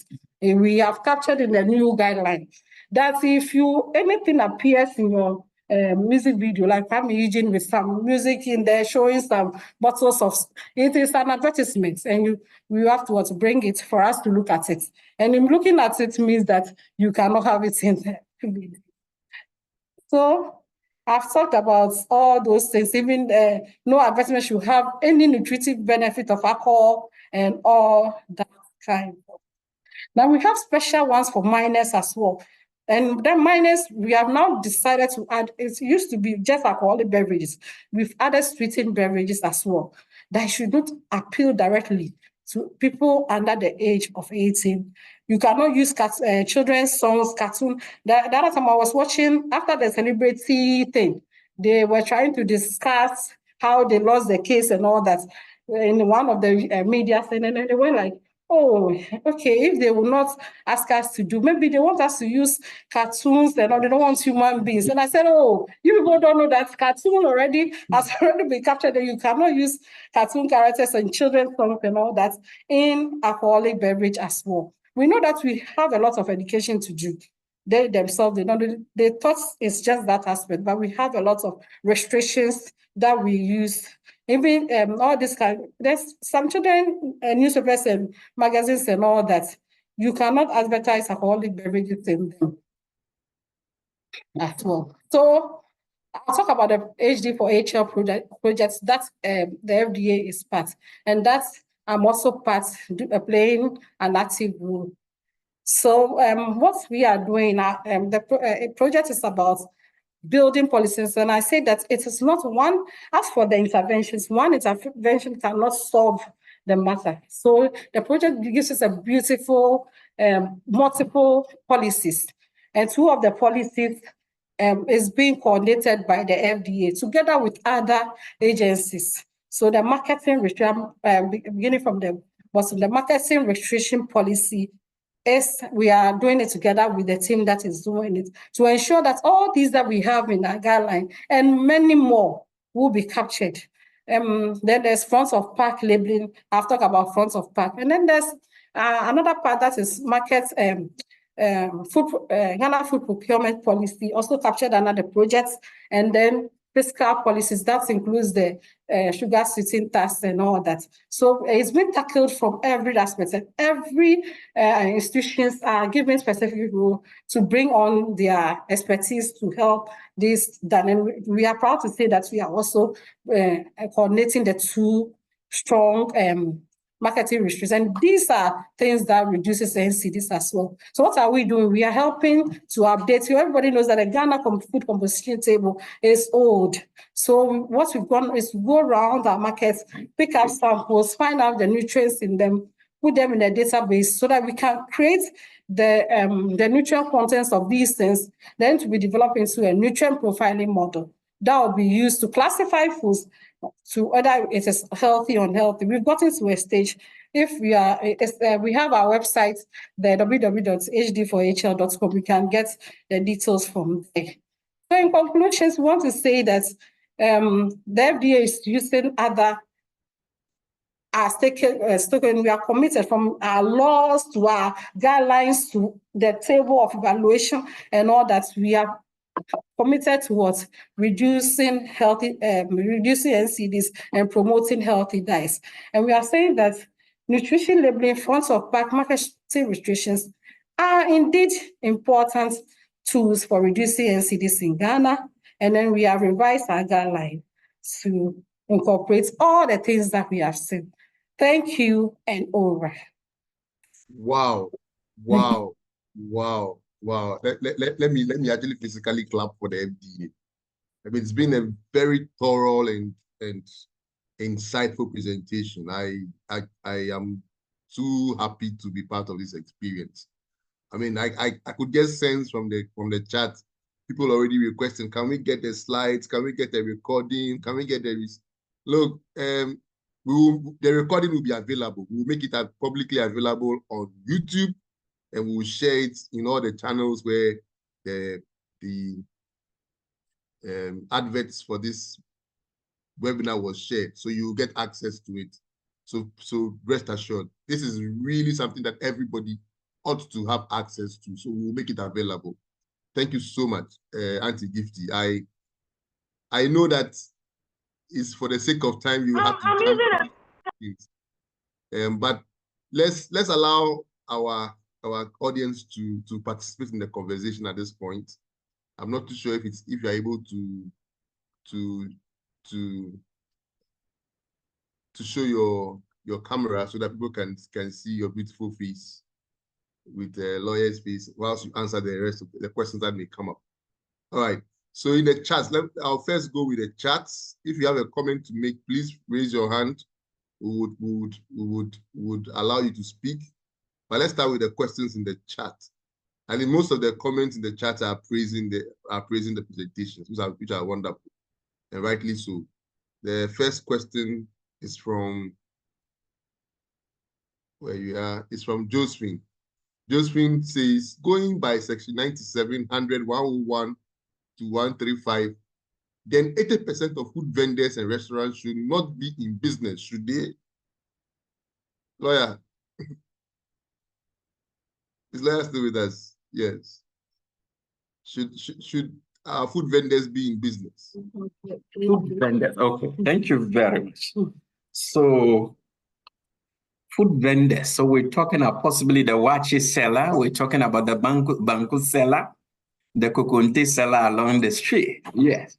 So what we are doing now within that space, so we are not applying the strict, regulatory process for that matter, the registration processes to such food because of the nature of those foods. They are served hot, so we presume that there is some element of safety. But what we've started in collaboration with the district assembly, that has to do with the street food vendor permit, where we ensure that the space, that's where you are preparing the food, where the food is sold, is, kept well, is hygienically fit to prevent any element of contamination. So within the food vendors, this is what we are doing along that space, working closely with assemblies to do. And let me also state that within the bylaws of the assemblies, they play a role there.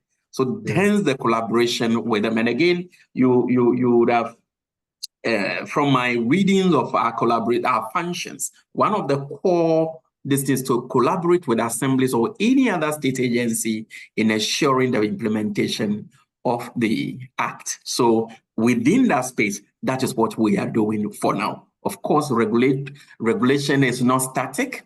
Going forward, there may be new measures as as and when we see the need to ensure that those aspects of food are properly regulated. Right. So essentially, you are suggesting that you are applying the human face to the food vendor space. Thank you. Even though we are aware that there's something that needs to be done. Yes, not only human face, but also, as I indicated from the beginning, because of the nature of the food. Yeah. These are prepared. Sometimes it's being served even right on the fire. So the kinky, for instance, is on the fire and they are picking it. So that element of So then what should we look at quickly is the environment to prevent contamination. So that's what we are doing. So as I indicated, going forward, should there be the need to implement stricter measures, of course, we'll go by that. As you just said this, I remember seeing a video that came across social media, WhatsApp particularly, of a woman who was mashing kinky and was basically buffing the kinky with her legs. Buffing her legs with the kinky. Or yes, she was using her legs to do the mashing. The mashing. And then right there, these are the ones that are on the streets, which we get to buy in traffic. So I'm just wondering how the regulation affects that category of food marketers. So thank you very much. I think we've issued some press releases on any of those things that pops up. Most of the time, they are not even from Ghana. They have videos coming from elsewhere. So we quickly will zoom in, go down, where is this happening, and try to get, but at most of them, you realize they are not actually coming from Ghana. So what we are encouraging is that we'll get, or together with all of us, will ensure that these street vendors, persons, dealing in these kind of food come to the authority or liaise with us. So anyway, anytime I'm buying food anywhere, that's the first thing I check, whether or not you have the street food vending payment, which is not expensive. So that is one thing we can promote and project so that we get them involved to stop some of these unhealthy practices.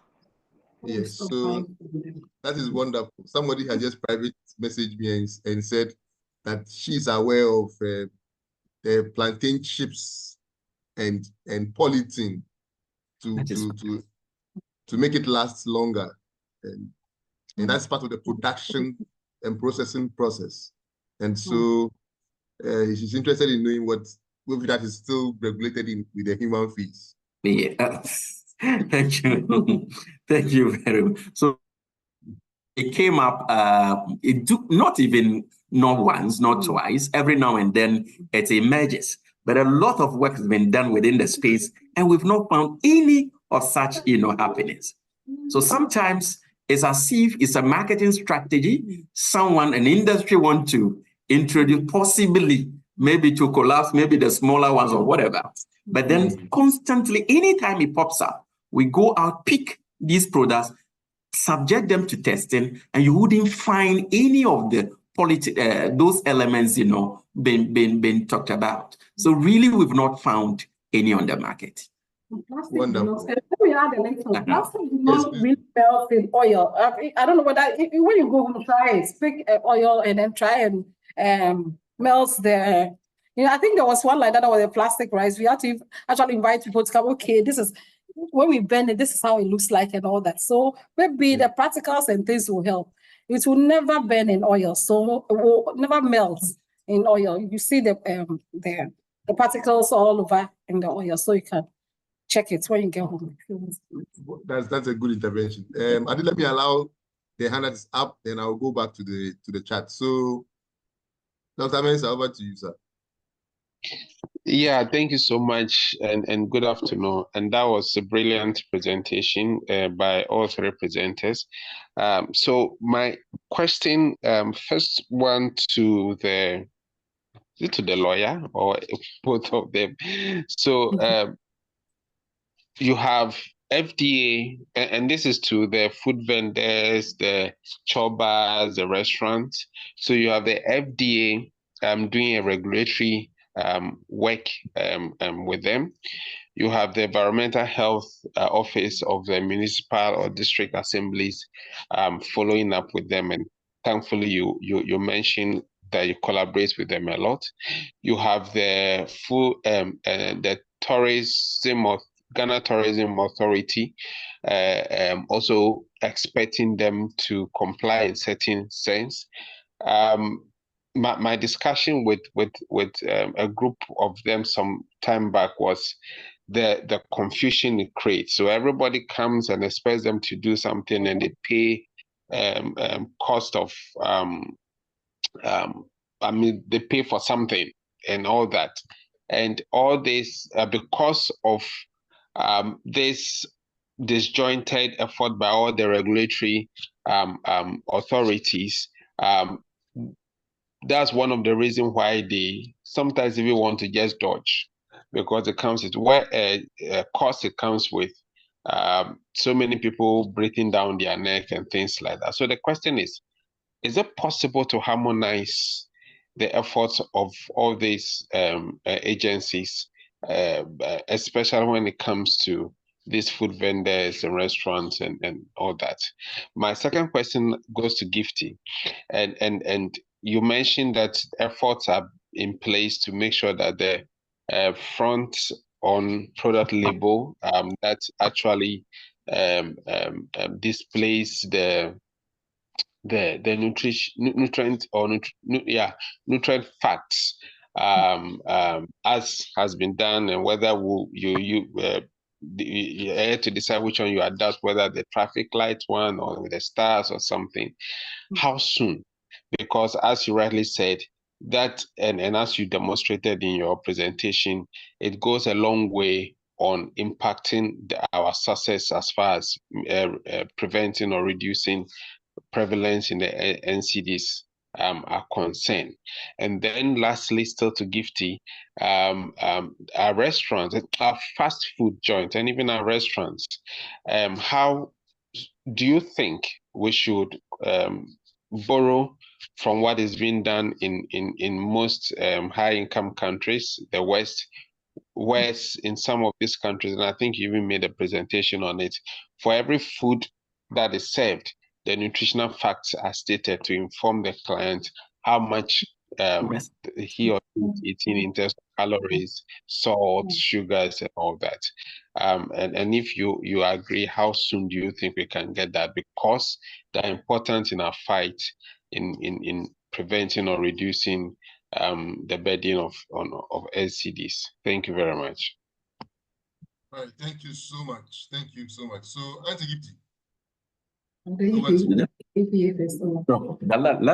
me pick the first question on the issue of harmonization of the various agencies playing different roles when it comes to, for instance, the food vendors. Yes, so I think that's a good suggestion, that we should find a way of harmonizing all the activities to reduce the cost component. I think that is fine. And I think there's a process in place. The safety policy, the food safety policy, there is an element of it where they are trying to harmonize all guidelines and regulations within the food safety space to see how that can be harmonized. So that I know of a document or a process going on along that line. But I think you rightly understood the process the way you mentioned. So each of us are playing different roles that I think from the presentation it is clear. But the main issue is how together we could come together by way of one stop shop, as they call it, so that the person comes and he knows I'm doing A, B, C, D, and he goes, so that this agency A will not come, go, B comes, go, C comes, you know, even the interactions. I think I agree with that. And with the process ongoing, I think it is to keep that very happening. But we, as a matter of fact, are doing quite a lot of these collaborations. So together with fisheries, where there are occasions when it comes to the inspections of the facilities where they do their smoking activities, we'll go together with fisheries, we'll go together with the Environmental Protection Agency, together with us. So quite a lot of the collaborations are ongoing. And I believe if the document I'm talking about is out, we'll have a lot more being done within that space. Thank you. Great. Thank you so much. So my questions front of pack labeling and then possibly extended to fast food joints, telling us how much calories are in their food. Let me start with the how soon. It's so soon. That's in fact, when we did the review and then we saw the things happening with the advertisements of the fast foods, and when we did a stakeholder, we actually hinted them that it is happening, it's going to happen and happen so soon. When it comes to front of pack labeling, you cannot do a front of pack labeling without a mandatory back of pack nutrition labeling. And number two, it has to be underpinned by consumer involvement, consumer knowledge. So this first part, that's the mandatory nutrition labeling, mandatory nutrition labeling. Everybody knows that Ghana currently, it is not mandatory, but our new revised guideline, we are moving towards mandatory. Then, as our lawyer have said here, it is happening in a few weeks to come.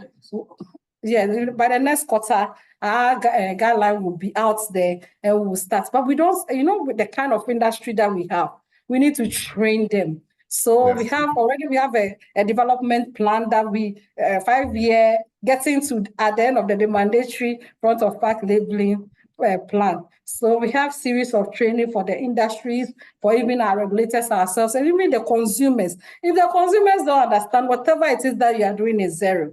So we have that ambition to do that. However, this work is being done. The lead principal investigator is Prof. Amos La. So he is actually doing, and I can tell you on authority that next week there will be a training for our field workers who are going to interview various consumers to find out which of because we've already done a zero draft of the front of pack policy. Yes, so now we are going to check which one of them will yes, and then the consumers will understand more. Yes, so if you use a particular model that you think that is working somewhere, ours they will not understand. Because when we are driving through town and the traffic light is even red, you see people trying to force their way through. So if you think that traffic light will work and you use it, it may not work here.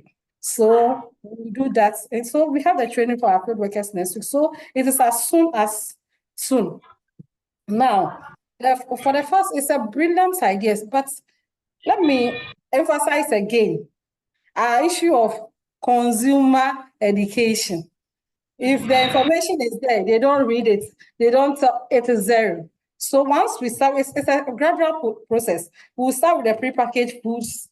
So then we move on to the next level. That will be telling the fast foods, tell us how much calories is in this particular meal, and then how much you are. There was one article that I saw that one particular fast food, which I don't want to mention, contains over 10 times the total amount of calories that we are supposed to consume in a day by just consuming that particular fast food product. So yes, it's very important. We need to do it, but I think that it has to be done with consumer education and a gradual process, getting there someday. Yes, thank you. Thank you very much, Auntie Gifty and Lawyer Agbabito. So I'm conflicted.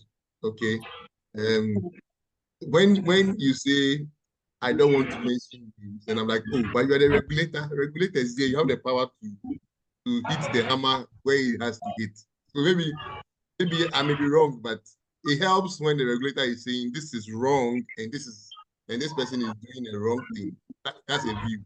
But I respect the reasoning behind why you wouldn't want to name and shame openly. But that notwithstanding, there's a question in the chat. The question says, please, is there any activities by the FDA to check agrochemicals used by farmers, I think in foods? Vegetables, especially tomatoes, are premature and are brought to the marketplaces. I'm not sure I understand the question, but okay, thank you. Is it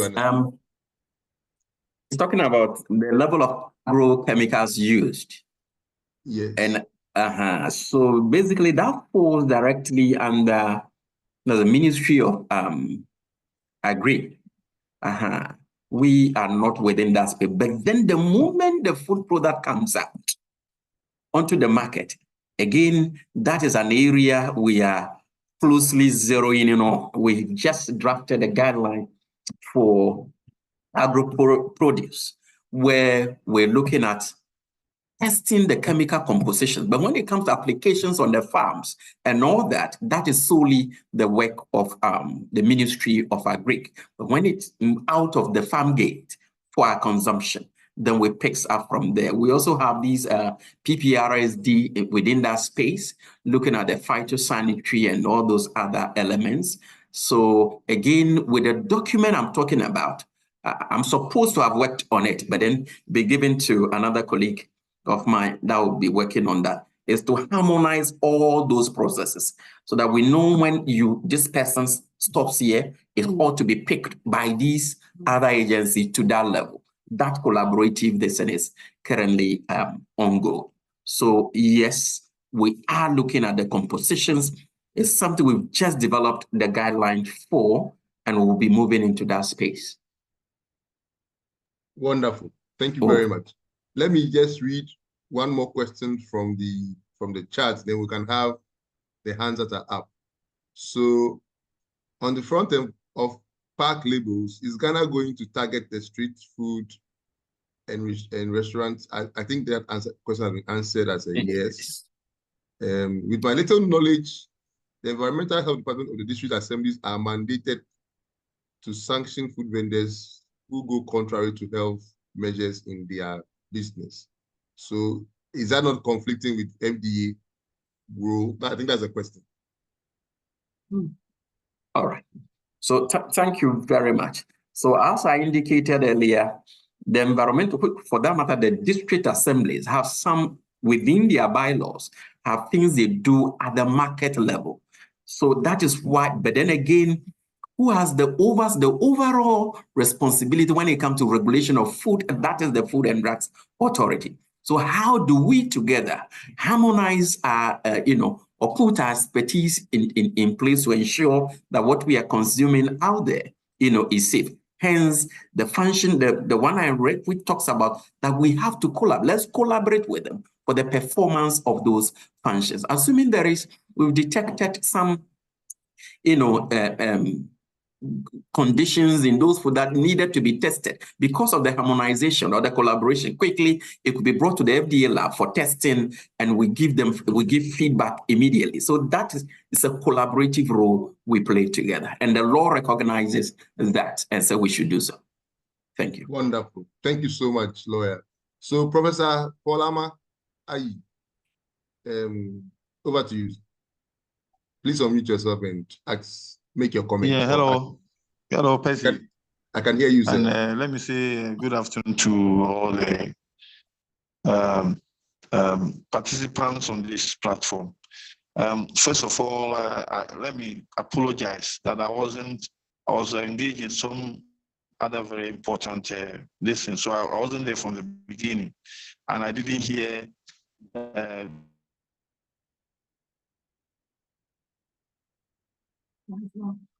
network.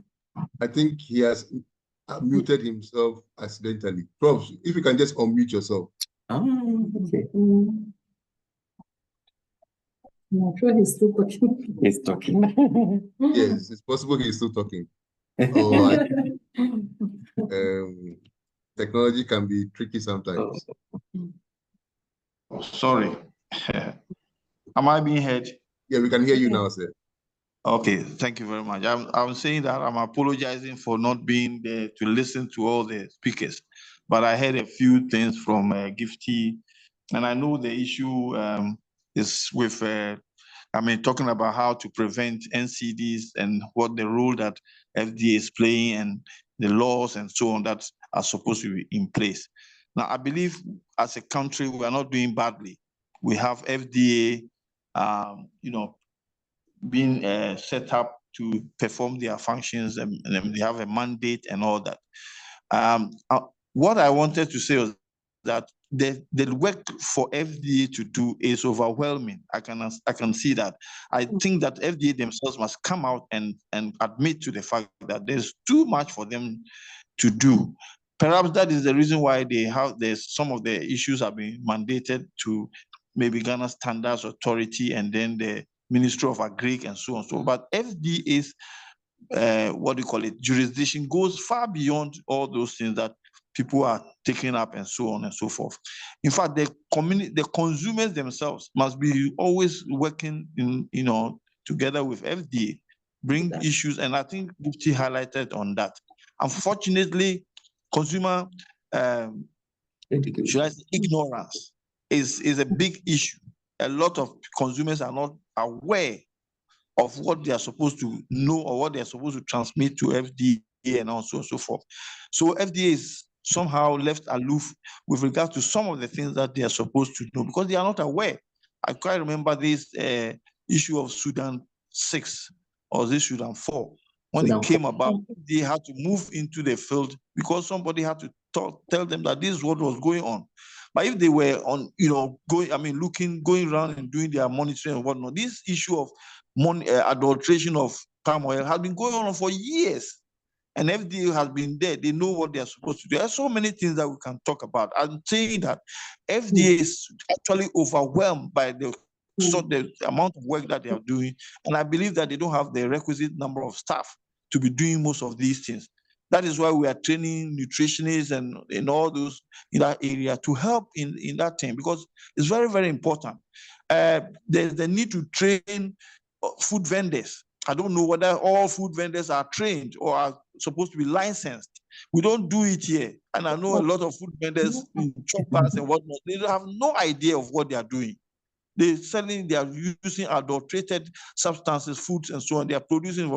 Now, to the front of pack labeling, let me be honest with you. I did a presentation quite a while ago talking about from the farm to table.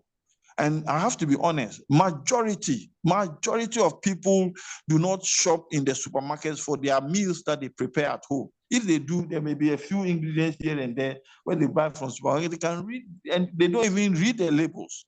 People don't know how to read. I mean, when you even add do this research on, do a study on literates, people who can read. Not all of them, less than half of them actually read, and they don't understand. Most of them don't even understand what they are reading. So the question is, look, front of pack label, to the market woman who doesn't read, who doesn't know, what front of pack label are you going to give to them? They are selling yam, they are selling rice. What are we instituting for them? I think there's something more to it we need to confront, not just Wonderful. Going on these technical things and we don't know exactly where we are heading towards. So I believe that we have a view when it comes to food labeling, safety, and all those things, and we need to admit to it so that we put ourselves together.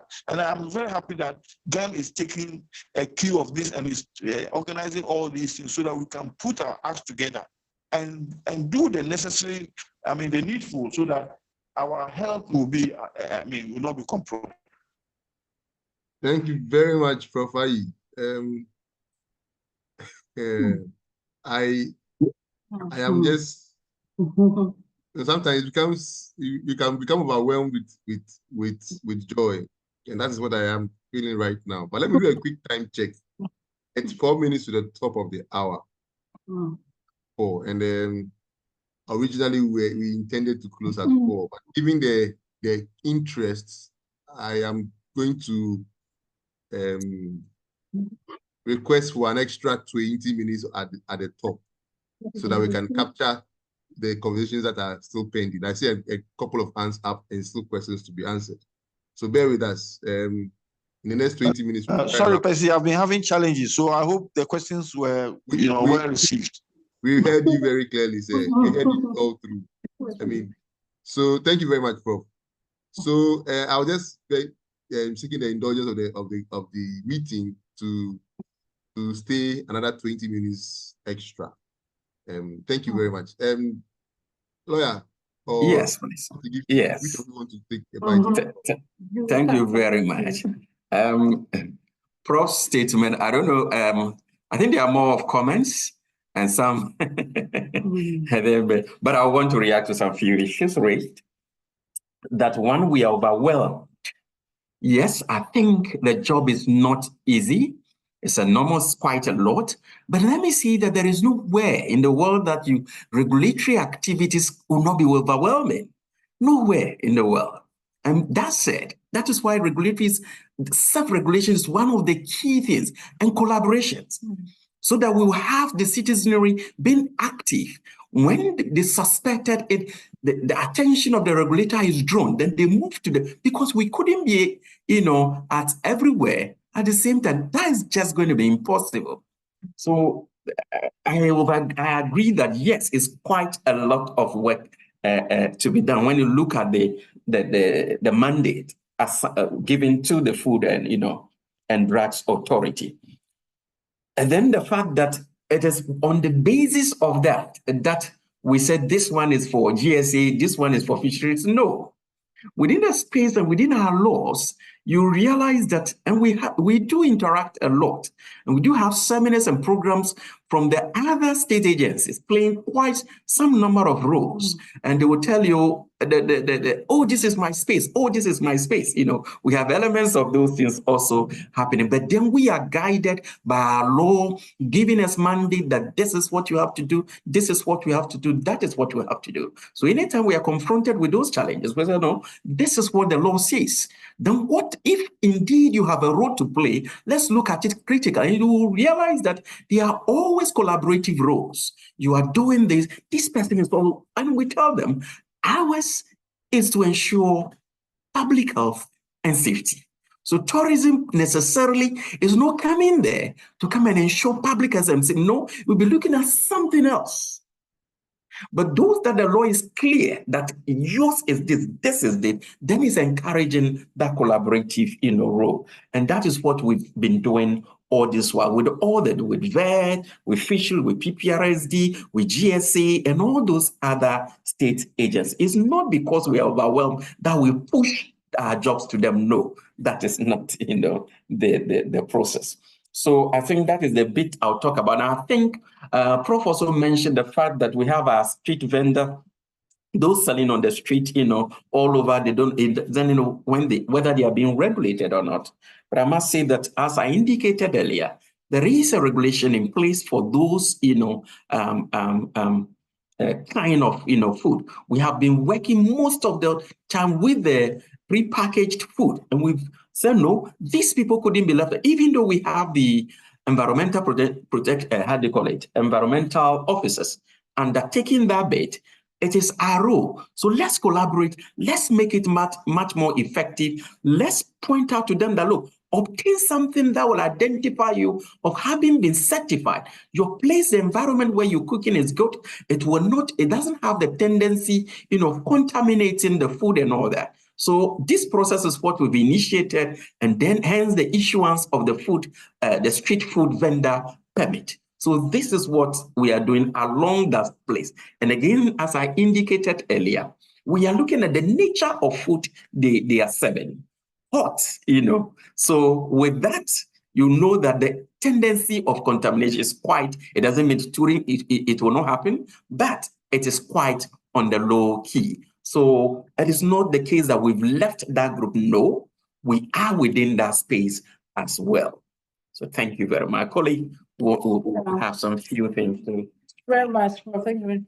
And yes, I agree with you on the front of fact. A lot of people don't go to the supermarkets now. I'll add now, but a market survey that was done some time ago shows that more and more Ghanaians are also patronizing supermarkets.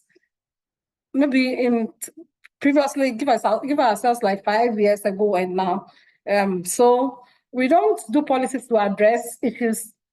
At times it could be things that are supposed to come. And if you don't, as a nation, and you allow these things to happen on your markets, what happens is that people, where there are restrictions, they'll dump your country. The people who don't have restrictions, the things that are not good will be dumped on your country and your people. So if you have some kind of restrictions, it helps protect your people all the time. We are not going to say that because a lot of us don't eat there, we are not going to have policies to address some of this. And somebody asked a question, so gradually we will get there. And the beautiful thing about the front of the Hd4Hl is that we considered the West African food composition table, and it has been ranked as well. So once it's been ranked, if it's not even official, it will not appear on the packet because it's not mainly prepackaged foods.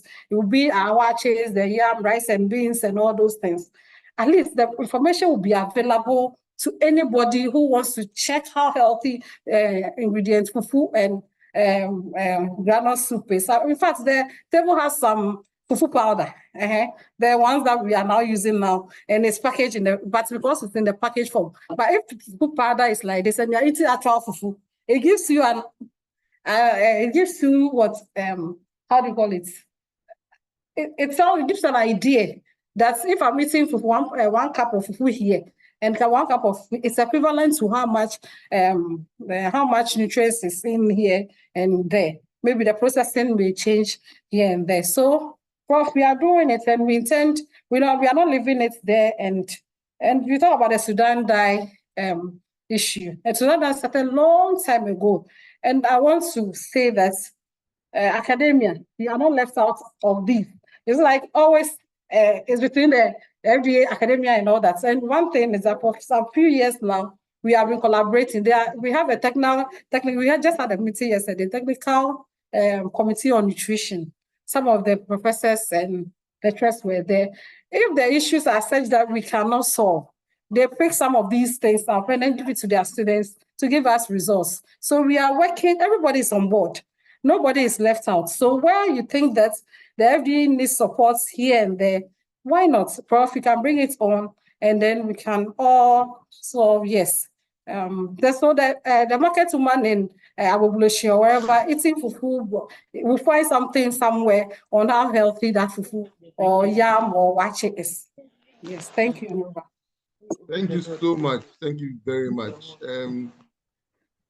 Let me take the opportunity to acknowledge the presence of Mr. Labram Musa from the Ghana NCD Alliance, and he's one of our good partners with the Ghana Academy of Nutrition Dietetics. And Mr. Musa, please, will you be able to speak to us now? Over to you. Yes. So thank you very much, and I hope you can hear me very clearly, sir. Of course, a good partner to Gand and also with the FDA. Well, I just had some few reflections, and sorry myself, I couldn't be on the call throughout. It was on and off, but I think I got quite a number of things that were said. I just want some clarification because some of us have been key, stakeholders as far as issues of, sugar, food issues, on the pack labeling is concerned. But I just want some clarification. I heard that the guidelines, the FDA has reviewed its guidelines and it will be out soon. Just want to know if that's the case, and the fact that it's going to be mandatory. I mean, which would be awesome and great. And then also the front of pack labeling policy. I also heard that is also, I don't know whether it's in the draft stage or it's ready. If that can be clarified, that would be fine. But of course, let me just, ask, I want to connect the two and then make an intervention just to find out. Yes, I'm aware that there were some meetings yesterday with some technical team, but I want to find out how broad is the level of stakeholdership in terms of all this development. I know I have been part, it's been on and off. So how broad is the stakeholdership in terms of, finalizing this whole document? Because I definitely, I'm not seeing the civil society, angle so much reflected on this. Though, like I said, some of us are part of the Hd4Hl, project intervention. But just a clarification. Thank you. All right, thank you very much. The guideline for labeling and advertisement, yes, has been reviewed, and very soon will be ready for consumers. And of course, we'll have a few stakeholder engagements on that, so that everybody knows the new guidelines and how best we can all help bring it to implementation. And yes, the policy, what we did, and I know, Labram, you've been with us for, I think we have the bigger technical committee, and then we have the drafters. So what we did was to pick a few, I think 2 or 3 people to actually draft, yes, the team, draft the policy, the front of pack policy, and then marketing restriction for all the 4. So each of them had, and then when it comes to advocacy and civil society. You have a whole in the projects. There's a whole section for just making sure that all these policy, when done, you take it up from there. That's I know. So you are not left out of it. And with the draft state, when we are done, it's just a 0 drafts now. A few reviews, but we have planned to call the bigger technical committee again meeting so soon, very soon, so that you can finalize and look at it. So it has to go through stages. So we also look at it, call you to look at it finally. So you are not left out now. You are still part of the process, and just be rest assured. Thank you. I hope I've answered all the questions, Labram. Yeah, Madam Gifty, I'll reach out. I'll reach out in because of time. Thank you so much. Yes, All right. we appreciate your contribution, Mr. Labram. So there are a few questions in the chat. I'll round up with those ones, and then hopefully we'll be within time. So the first one is about QR codes on foods and drinks. The question is, what do they contain? All I come across don't work. What does this contain? Okay. Okay. Yeah. Thank you very much. So when you pick the current QR codes, as we have them, basically information, even yes, it doesn't have details. So those things are meant for traceability purposes. But when you look at it now, it's in connection with tax, revenue issues. I think there's a process in place. The drug aspect is going on very fast, where we are the tax element will be embedded in other information to aid traceability. Where is the product coming from, the batch numbers, the date of expiration, where has it landed in the country, where is it going by way of distribution, the drug components being advanced quite steadily. The food bit is also under consideration, but the current QR codes as we have I think I'm mixing it. I'm talking more of the stamp. No, so the QR codes, it has those information. So you will see the who manufactured the product. I think there is country of origin. When you scan, you should get those details. I think there is an element of expiration date and batch numbers. I think those are some of the information you'll find on the QR codes. Yes. Depends on the countries, but country-specific QR codes. So each country has their information that's are in QR codes. So when you scan, some country has specific labeling information. It gives you an idea of where the product is coming from and which factory is all that. So there are specific information there that can be picked up. Depends on the country. So the questioner wants to remain anonymous, but he's an IT person. Yeah, it's more of IT. And he's suggesting that the codes don't work. And so you do the scan, but you don't get any information. Perhaps I'm guessing that he's making a report to you to on food products. Oh, okay. Yes. We will take notes. We will take notes, but then at some of the meetings we've attended with regards to traceability, we're able to scan, but I think there is some. Okay, we'll take it up and find a way, but then they are scannable. You are able to scan them. There are cases that it gets corrupted at times. It's also possible, yes. Yeah, thank you. Yes. So the final question, which has been sent to me privately again, is relation to whether you would encourage consumers to sue food vendors and food marketers and food producers and companies when they have issues with their food products. Thank you very much. That would not. Yeah, thank you. It will not fall directly under the FDA's mandate, but of course that is their right. If you feel like, I've consumed this product and I've gotten these reaction due to maybe poor quality or wholesomeness or whatever, you have every right to bring an action against that company in tort. What we can do to help you. Yes, you would have submitted this is the product I've consumed that has given me ABCD. Can bring a sample for analysis. So we have that analysis showing the poor quality or what might have gone wrong with that product. And you request for it through the appropriate channels. We'll furnish you with the details that can aid your case, but then it is absolutely within your right to do that.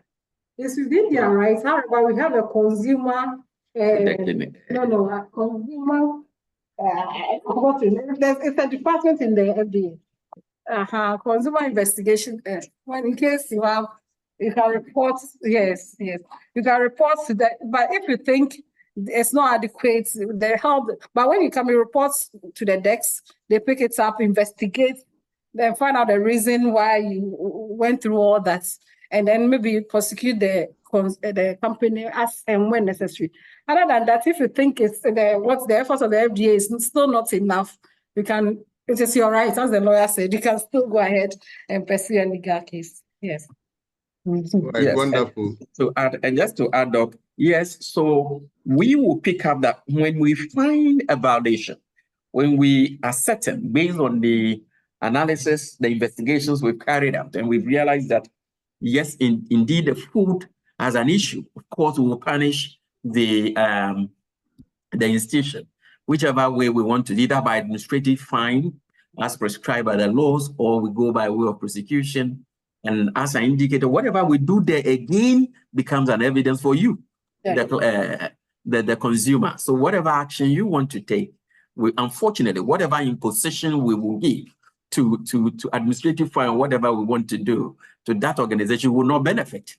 It will not benefit you in any way. Of course, what it means, it would have benefited the nation generally, because we would have pointed out to them that there's this violation, you can't do this, and we penalize you. But then something coming into your pocket by way of compensation, that would be a tortious action you would have to pursue. Thank you. I think that's an interesting answer. So what you are saying basically is that if I have a problem with a food product, and like you explained, they've gone through the regulatory processes, but then when I took it, I have a problem with it, I can report to the FDA. The FDA can go back and investigate and sanction the firm. And then with the evidence of sanctioning from FDA, I can use that to back my case in court to make clear. Yes. So you only have to come through the appropriate channel. As I mentioned, there are ways of getting information from state agencies. Come by that. If the information is one that is not limited by the law, it will be released to you to use as an evidence.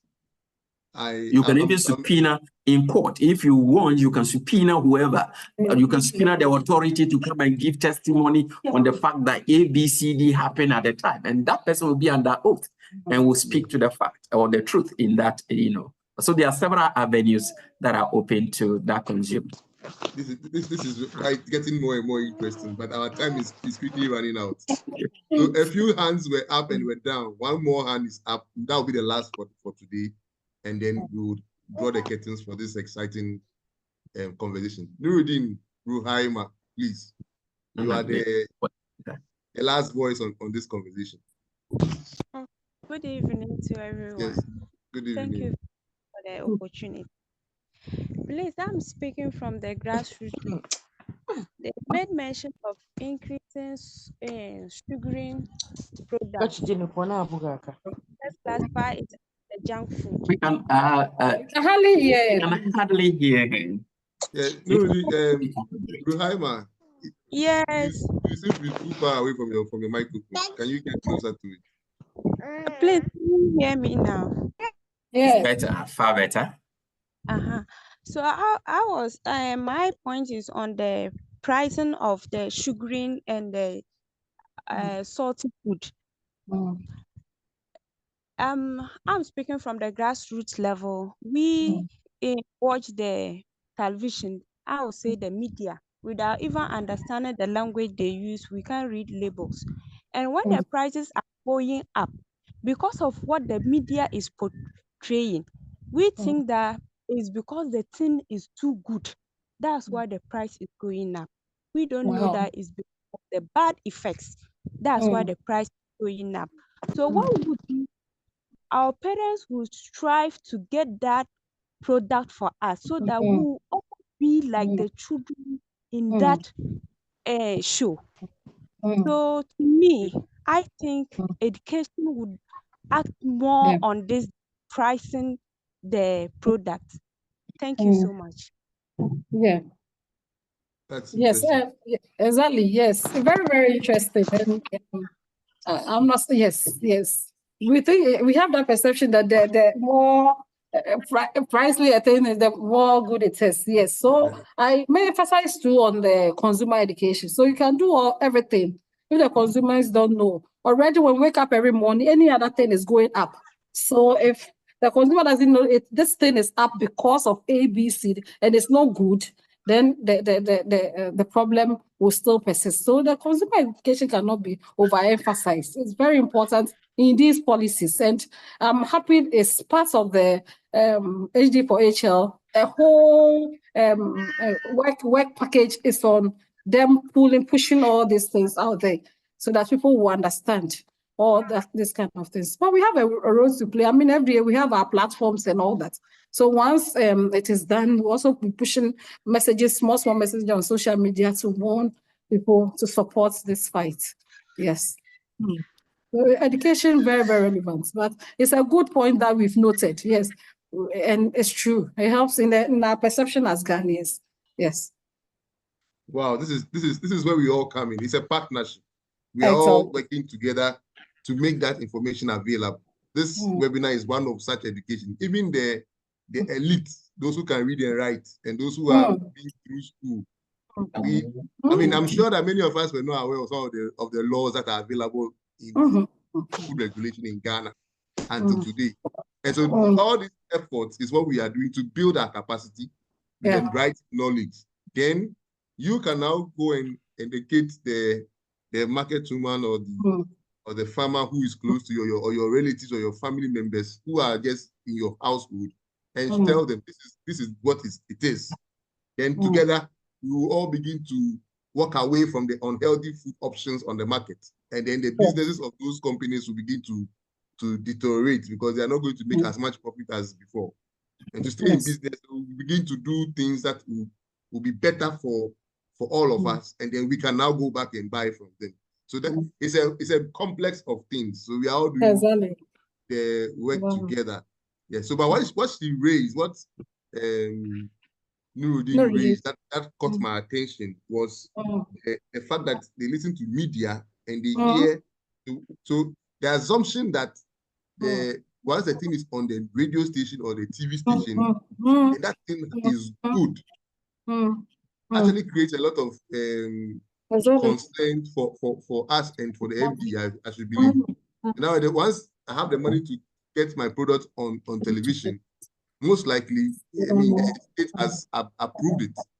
And then the last sentence at the end of the advert is what I referred to.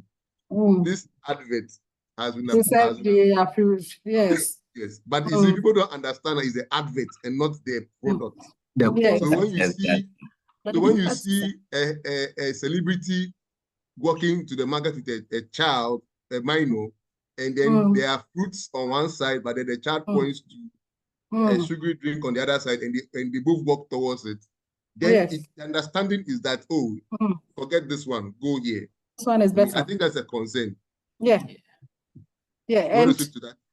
Yes. So for that advert, I don't know the last time we saw that advertisement, the one that you just mentioned. So it's all part of the streamlining that we have done.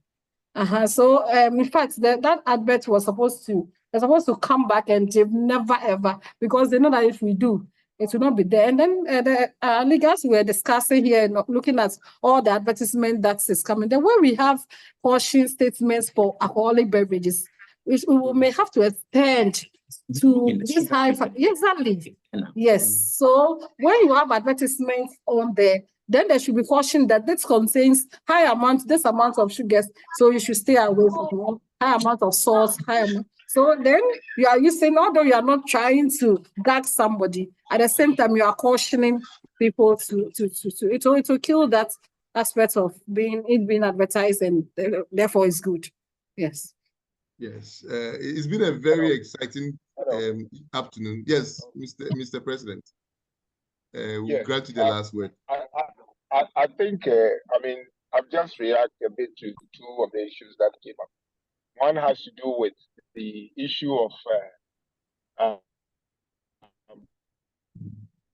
the pricing and then how it does support. I think part of it, we can look at it within the SSD, the exercise amendment policy that came in terms of the taxation on sugar sweetened beverages. The key question that has come out is what form of taxation are we implementing? Is it by volumetric thresholds that if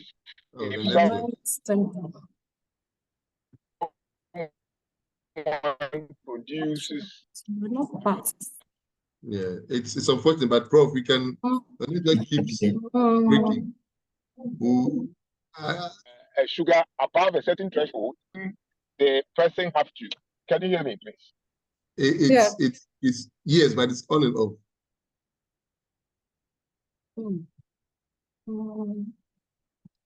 It's just general.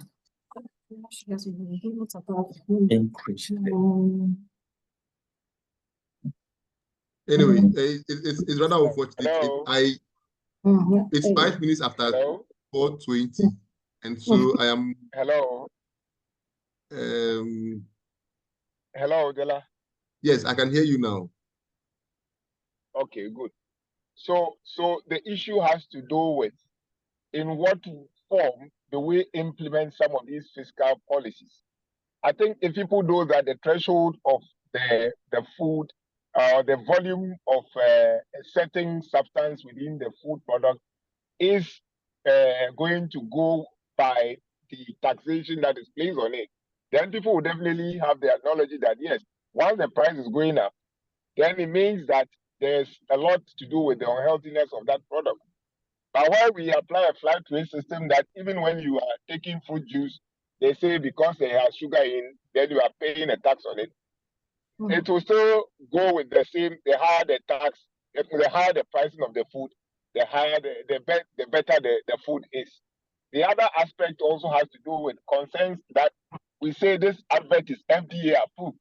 Honestly, it is sending a wrong message to people because we know as a community that once we say something is FDA approved, means that it is good for our consumption. Honestly, that is the what do you call it? That is the way people take things. Once they say FDA approved, means that it's a good product. So I think it's a bit of a deception there if we are to do adverts and say this advert is FDA approved. It is rather giving credence to the marketing of that product than doing the justice that is trying to address. So I believe that as stakeholders, we are also concerned, and if FDA can look for other ways of ensuring that adverts are done and they are monitored, and not just to say that this advert is FDA approved, because that FDA approved is kind of an endorsement of the product, whether it's healthy or not. Once the adverts come, this advert is FDA approved, and that is a problem. So I believe that I agree with you. I agree with you, Prof. Look at other better ways of getting their stuff. Yeah. Right.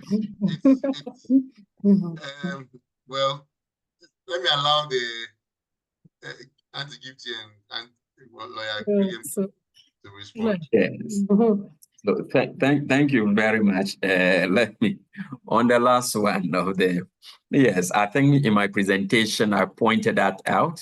I think Labram say, I agree, and I've had cause to address that alongside with him. Yes, I think the president suggested that we find other ways of doing the approval. But again, what we want, we'll take those into account. But what we are doing, the essence of that, as I pointed out, mainly has to do with the fact that, yes, this is your product. You are seeing certain things about the product. What we want to be sure of, that the public will have to know. And again, that will tell us whether or not. So the moment you said this advert is FDA approved, we target. And we have our teams monitoring these adverts 24/7.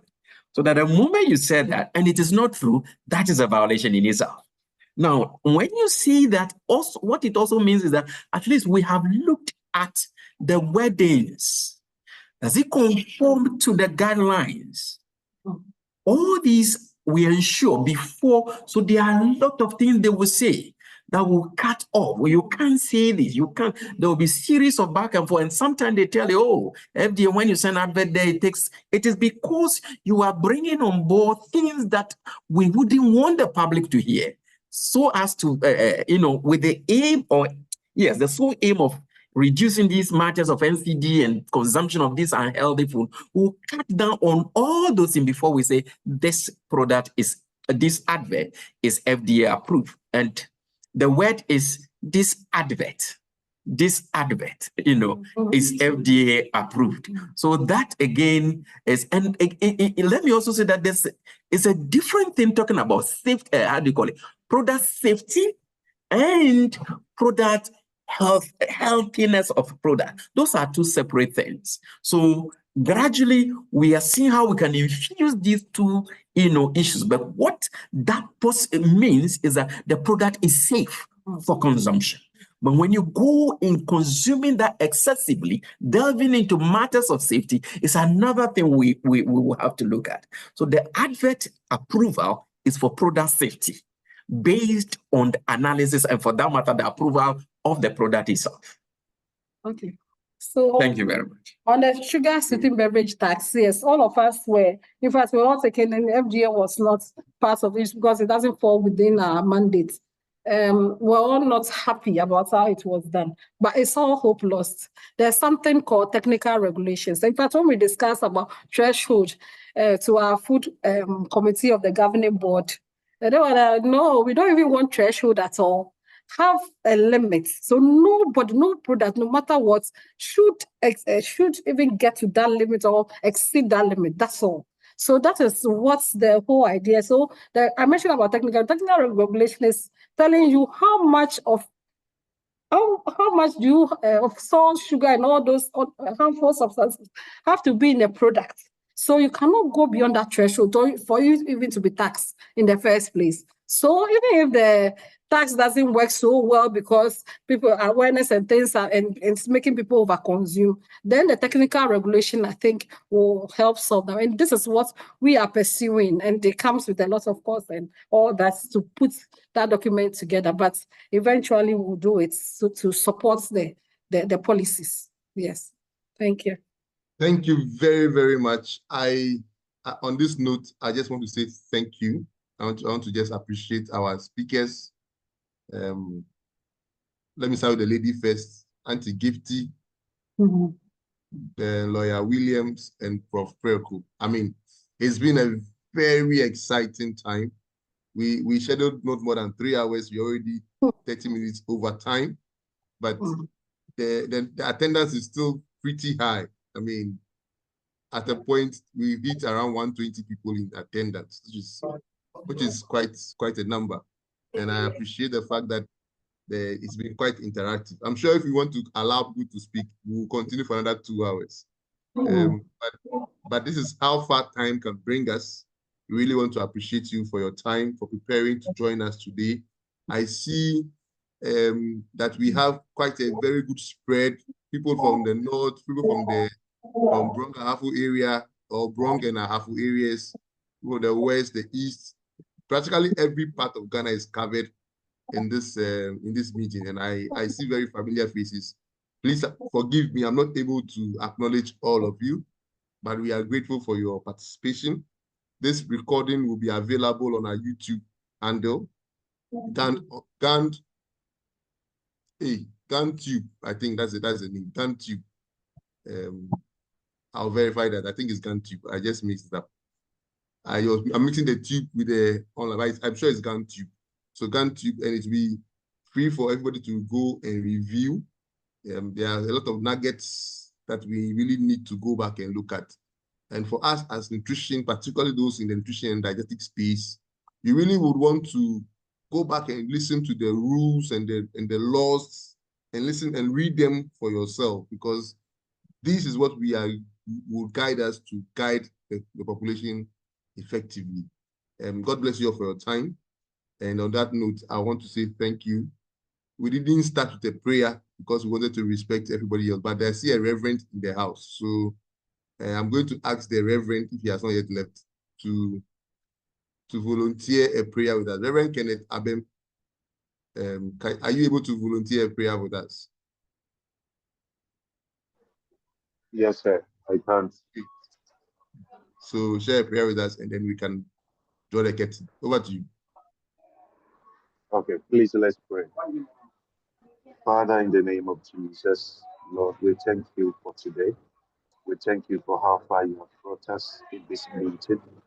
We thank you for impacting us through this meeting and giving us insight into good living.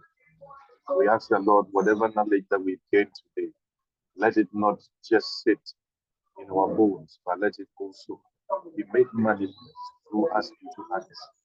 That at the end of the day, we'll have a healthy community and we will all live and be happy.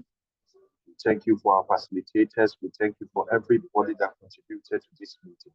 We ask that you continually grant them your knowledge and your wisdom so that they will continue to empower others to become a better people, for us to have a better community. We thank you. In Jesus' mighty name we pray. Amen. Amen. Amen. So thank you. It's been an exciting time. Gand is the professional body that hosts nutritionists and dietitians. And what we do is to create these opportunities to educate our members and the general public. More of these events will be coming up in the coming days. Look out for the announcements and feel free to join us. One of the key announcements is that we are hosting the greatest and the biggest continental conference in nutrition in Ghana in October, from October 7th to 11th, 2024 in Cape Coast at the University of Cape Coast. And that's African Nutrition Conference 2024. You are invited to check out the website. It's in the chat. If you want, you can always reach out to me privately and then we'll give you the further details. On that note, God bless you all for coming. Enjoy the rest of your afternoon and evening, and we'll see you again in another event. God bless you all. Okay.